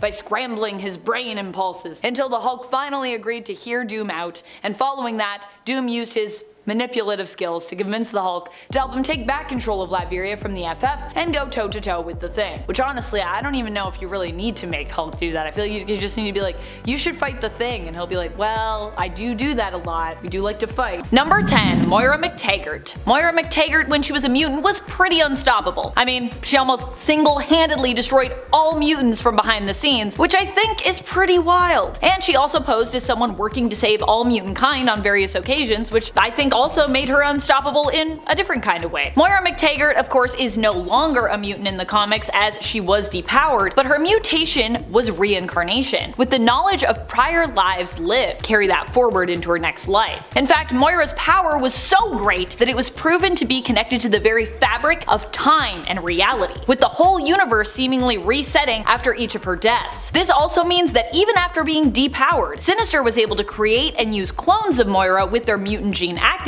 to predict the outcome of various events and shape reality in his own image. In essence, Sinister can now use Moira, or more specifically Moira clones, to attempt various tactics in order to get things as he would like them. Now, when a tactic fails, he simply destroys that Moira clone, thereby erasing that tactic, its outcome, and the resulting timeline/reality. And friends, before I move on to our next spot on this list, if you love what we do here at Top 10 Nerd, and if you love it when I talk about mutants, I know I love it, be sure to let us know by giving this video a thumbs up. Number 9, Franklin Richards. Franklin Richards might not have his powers currently in the comics, but that doesn't stop him from being one of the most powerful mutants to have ever existed, and definitely the most unstoppable, at least across time. Besides, I'm pretty sure Franklin will have his powers and his mutant status back eventually. Like Gwenpool, Franklin was also revealed to have willed himself into becoming a mutant, although he did so subconsciously, which is even more nuts. Franklin's powers were of the reality warping variant, and apparently without knowing it, he used them to make himself appear as a mutant. However, as his powers waned, it was made clear that he was not truly one, but simply appearing as one thanks to these powers. And apparently this was confirmed when we noticed that, yeah, Franklin, oh wait, no, you're not actually a mutant, you're just a depowered mutate, so whoops. This is why he ended up getting rejected from Krakoa, although Professor X did not appear to Franklin personally, but simply in his astral form. Number 8, Darwin. Darwin is one of the mutants who was brought on the mission to infiltrate the Children of the Vault's home base, known of course simply as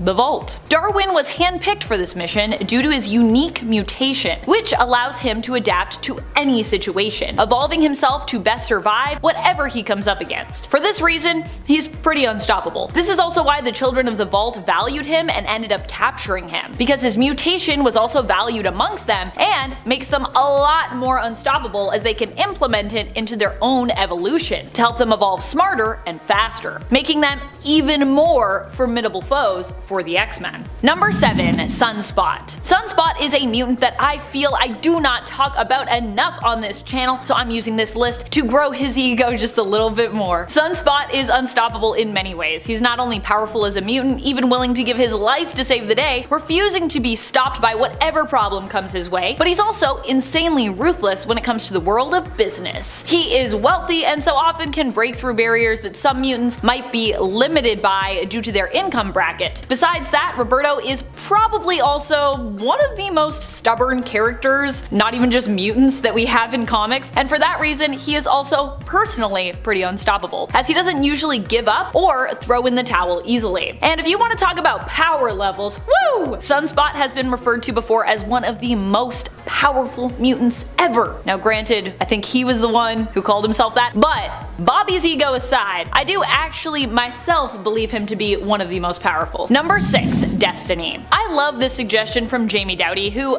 commented on our last video saying, I think Destiny will be the ultimate stop to Sinister. She's got something planned. as always. And I imagine a smirk at the end of this comment. As always, smirk. Because, well, you are so right, Jamie. Destiny does always have something up her sleeve. This is just because she is so good at seeing the future. There is very little Destiny seemingly can't see when it comes to all the multiple possibilities of the world. And I do agree that Destiny will likely play a key role in the demise later on of Sinister. Straight out of the gate, she threw many wrenches into his various attempts to enact his plan. If it weren't for Destiny, Sinister would have succeeded potentially a lot more easily and sooner. Also, people never think of mutants with precognitive abilities as being unstoppable because, well, they're usually pretty squishy, but you don't have to worry as much about being squishy when 1. Your wife is one of the most deadly mutants, Mystique, and 2. You can pretty much just like sidestep almost any and all dangers headed your way by seeing their potential before they have even arrived. Number 5. Starro the Conqueror. Starro is a frightening enemy. Not only is there the potential for Starro to simply take hold of Darkseid and use him as a pawn, which we have actually seen pictured in the Future State Justice League series in issue 1, but you can have a Starro that could be up to thousands of miles across. Their sizes greatly vary, meaning that you could have a Starro simply capable of crushing Darkseid if it wanted to. Though honestly,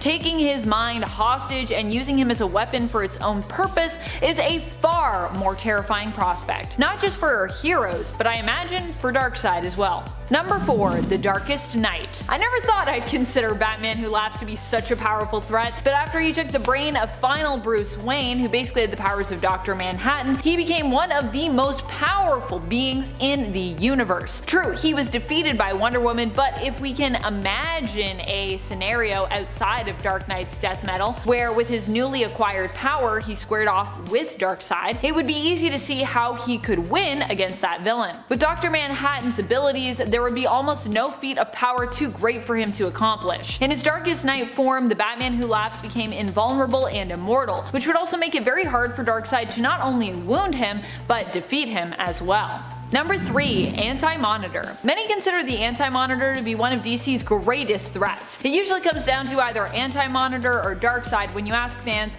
who is the most powerful and fearsome antagonist of the DC universe. The thing with Anti-Monitor is most of his stories have included threatening not just multiple worlds, but entire multiverses. So compared to Darkseid, he's generally on another scale. And not just in terms of threats and power, but also just in terms of actual size. Darkseid is typically shown as being an intimidating height, but only really in comparison to other superpowered beings and humans. He's like anywhere from a few feet taller to double their size. Anti-Monitor, on the other hand, is generally depicted as being hundreds of feet tall. So unless we are giving Darkseid a major boost to his size, Anti-Monitor could just squish him like a bug. Of course, we did give Darkseid a major boost to his size when the two fought, but even then Darkseid ended up dying. Of course, it wasn't Anti-Monitor who caused his apparent death, but it still happened while they were fighting, so hey, I'm counting it. Number 2. Perpetua. Perpetua is also likely a character who could take Darkseid, considering that she has destroyed entire alternate Earths before and even managed to break the Source Wall. Pretty impressive and terrifying stuff. Perpetua, for those who don't know, is an agent of the Source who went rogue. Initially, she was on a mission of creation, but instead decided to turn to the side of chaos and destruction, with a plan to remake the multiverse in her own image. Some might think that Perpetua isn't so scary or strong, considering she has only been shown to destroy a single universe at a time. But in reality, when we saw her wreaking havoc in death metal, she was not yet back to her full strength. If Perpetua was back at her max strength of power, there's no telling just how much destruction she could bring about within an instant. Number 1. Trigon. In the animated film Justice League Dark Apocalypse War, we saw just what Trigon was capable of in the fight against Darkseid. And I know what you're thinking, how is Trigon more powerful than Perpetua, Amanda? But I'm giving this one to him because of this fight. Raven accidentally lost control of Trigon and set him loose on Apocalypse. Trigon in the film at least was shown to be strong enough to match Darkseid in power, if not beat him. Initially, that's because Trigon possessed Superman, using him as a host to fight Darkseid Darkseid. But afterwards, Raven and Constantine team up to give Trigon back his own body, realizing that he is the key to defeating Darkseid, giving them enough time to escape back to Earth and enact Cyborg's plan to destroy Apocalypse. When Trigon gets his body back, he poses a very real threat to Darkseid, to the point that at one point Darkseid attempts to basically run away, but Trigon does not let him. As Apocalypse is destroyed, so are both of the villains, as Trigon holds Darkseid back, preventing him from fleeing. Which I love. I love that they fight and then Darkseid's like, I'm getting out of here, and Trigon's like, oh no no no, we're going together. Number 10. Cull Borson. While the Serpent is not as powerful by himself, like Darkseid, he doesn't usually come alone. During Fear itself, he recruited his own allies when he activated the Hammers of the Worthy, who found their own hosts, causing global chaos and destruction, and giving the villains and corrupted heroes who wielded those hammers immense power. Cull Borson is Thor's uncle, who was imprisoned by his own brother Odin, and craves power that he claims was rightfully his before he was locked away. Fear gives him strength, and while Darkseid might not be afraid of him, there are plenty people on Earth who could power him up with their fear were he to return. Inevitably, Thor did defeat the Serpent, but it cost him his life at the time, and all the heroes of Earth were still kinda needed to come together in the fight against all the fear that Cull Borson's return had unleashed on the world. Number 9. Vulcan. Vulcan has a great darkness that seems to be permanently lurking within him, which generally leads to him going berserk when it comes to how he approaches attacking, or more specifically, decimating, usually, his enemies. Vulcan is known as Gabriel Summers, the youngest Summers brother of the three. In the past, he has also been known as the Emperor of the warrior race known as the Shi'ar, and is an Omega level mutant. When it comes to energy manipulation and generation, he's probably the most powerful of the three brothers, just based on his sheer power levels alone. Vulcan even went toe to toe with one of the most powerful characters in Marvel, Adam Warlock, who at the time had joined up with the Guardians of the Galaxy, and yeah, Vulcan kicked his butt pretty effortlessly, looking super evil all the while, by the way. Number 8. Dr. Doom. Dr. Doom definitely has the prowess to defeat Darkseid. While he might not be powerful enough initially to defeat Darkseid, Doom is well known for his determination and for going to great lengths to achieve things that most would tell him were basically not possible. He's kind of like the person that also comes in the Marvel Universe to solve problems that seem otherwise unsolvable, even when we have like all of the geniuses on it. He has masterful plans, and I believe that if Doom had to go up against Darkseid, he would find the power that he needed to defeat Darkseid. We've seen him take power from plenty of insanely powerful people in comics and video games before, like Kilgrave, Odin, the Beyonders, Scarlet Witch, and Molecule Man. I'm just saying, people are definitely going to be like, yeah, but Dr. Doom isn't already at that power level, and I'm going to be like, yeah, well, Dr. Doom's great, so he wins, that's it. It's all coming up Doom, baby. Number 7. Enchantress. Enchantress is vastly powerful when it comes to her magics. She's one of the most powerful magic users in all of Asgard and within the Marvel multiverse. And even though she's a magic user, which are typically known for being pretty squishy in general, she is surprisingly strong because she's also Asgardian. Enchantress has been shown to seduce a number of men with her charms and beauty, except for those with the strongest will. She is trained with various Asgardian magicians and even was Carnilla's student at one point. She can conjure up magic strong enough to destroy a god, though weirdly not strong enough to destroy Vision. Android loophole, I guess. She's easily defeated other immensely powerful magic users, and I'm sure that if she and Darkseid faced off, she'd prove that Enchantress should never be underestimated in battle. Number 6. Genesis/Annihilation. Genesis is the wife of Apocalypse, and as such will be his stand-in for this list. While there are some who compare the all-powerful might of Darkseid and Apocalypse to one another, also, I mean, they look pretty similar just in terms of character design, there is a character even more powerful than Apocalypse who I believe, based on the comparison of DC and Marvel's characters, could pose an even greater threat to the new god.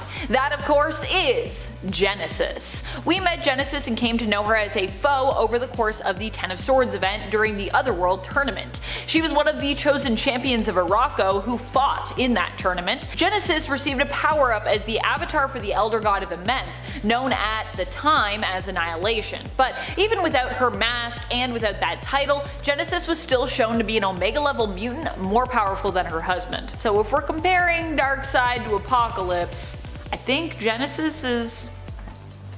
I'm just saying. I think she might be more powerful. Number 5. Gore. It's all in the name for Gore. Darkseid is known as a new god, and Gore is the god butcher, so I think you can imagine how this might go down.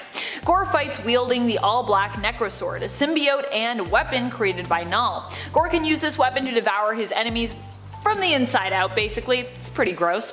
This kind of inside out attack with the all black has been shown before to be powerful enough for him to defeat even an immortal Asgardian hero like Thor, and fairly easily too.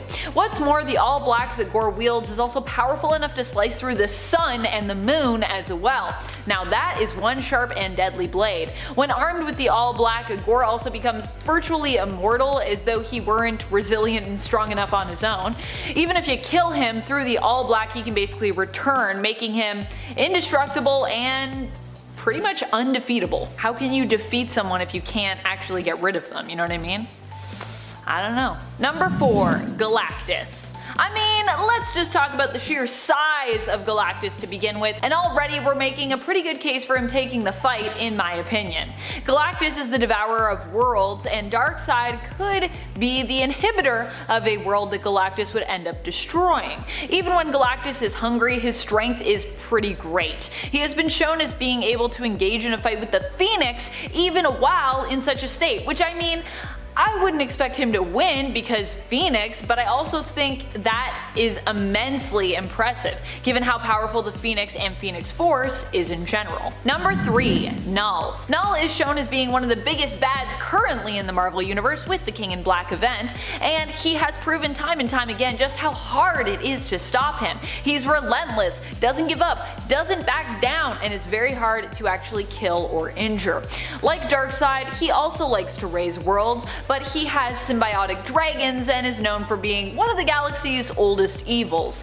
Null is basically darkness incarnate, so while I believe that watching a fight between these two would be very exciting and interesting to read, in the end I would personally be betting on Null to come out victorious. Number 2. Dark Phoenix. Obviously, Dark Phoenix is one of the most powerful villains we've ever seen in the Marvel Universe, and as such is definitely someone who could mess up Darkseid. Dark Phoenix has destroyed entire worlds and could reshape all of reality if they wanted to, especially when we're talking about the powerful marriage of the Phoenix Force and its often most desired perfect host, Jean Grey. When Jean goes dark, you definitely want to watch out. And even Darkseid should be shaken in his boots if that version of Phoenix and Jean comes a-knockin'. I mean, we should all be shaking in our boots, really. Number 1. The Beyonder. Initially, the Beyonder wasn't even from the Marvel multiverse that we have come to know, but another multiverse completely separate. In that multiverse, the Beyonder was everything, and everything was him, making him pretty much the god of that multiverse. A hole into our multiverse was created when Owen Reese experienced the accident that turned him into Molecule Man, and it was through this hole the Beyonder became aware of this Marvel multiverse, and basically decided ultimately to come on over and to mess with it. At least that was the initial backstory. Later on his story would be altered somewhat, and we learned that there was actually an entire race of Beyonders, but either way the Beyonder remains one of the most powerful villains around at Marvel, especially in those older days, considering that he is beyond multiversal and can with ease, and even sometimes without even intention, destroy multiple realities and reshape multiverses.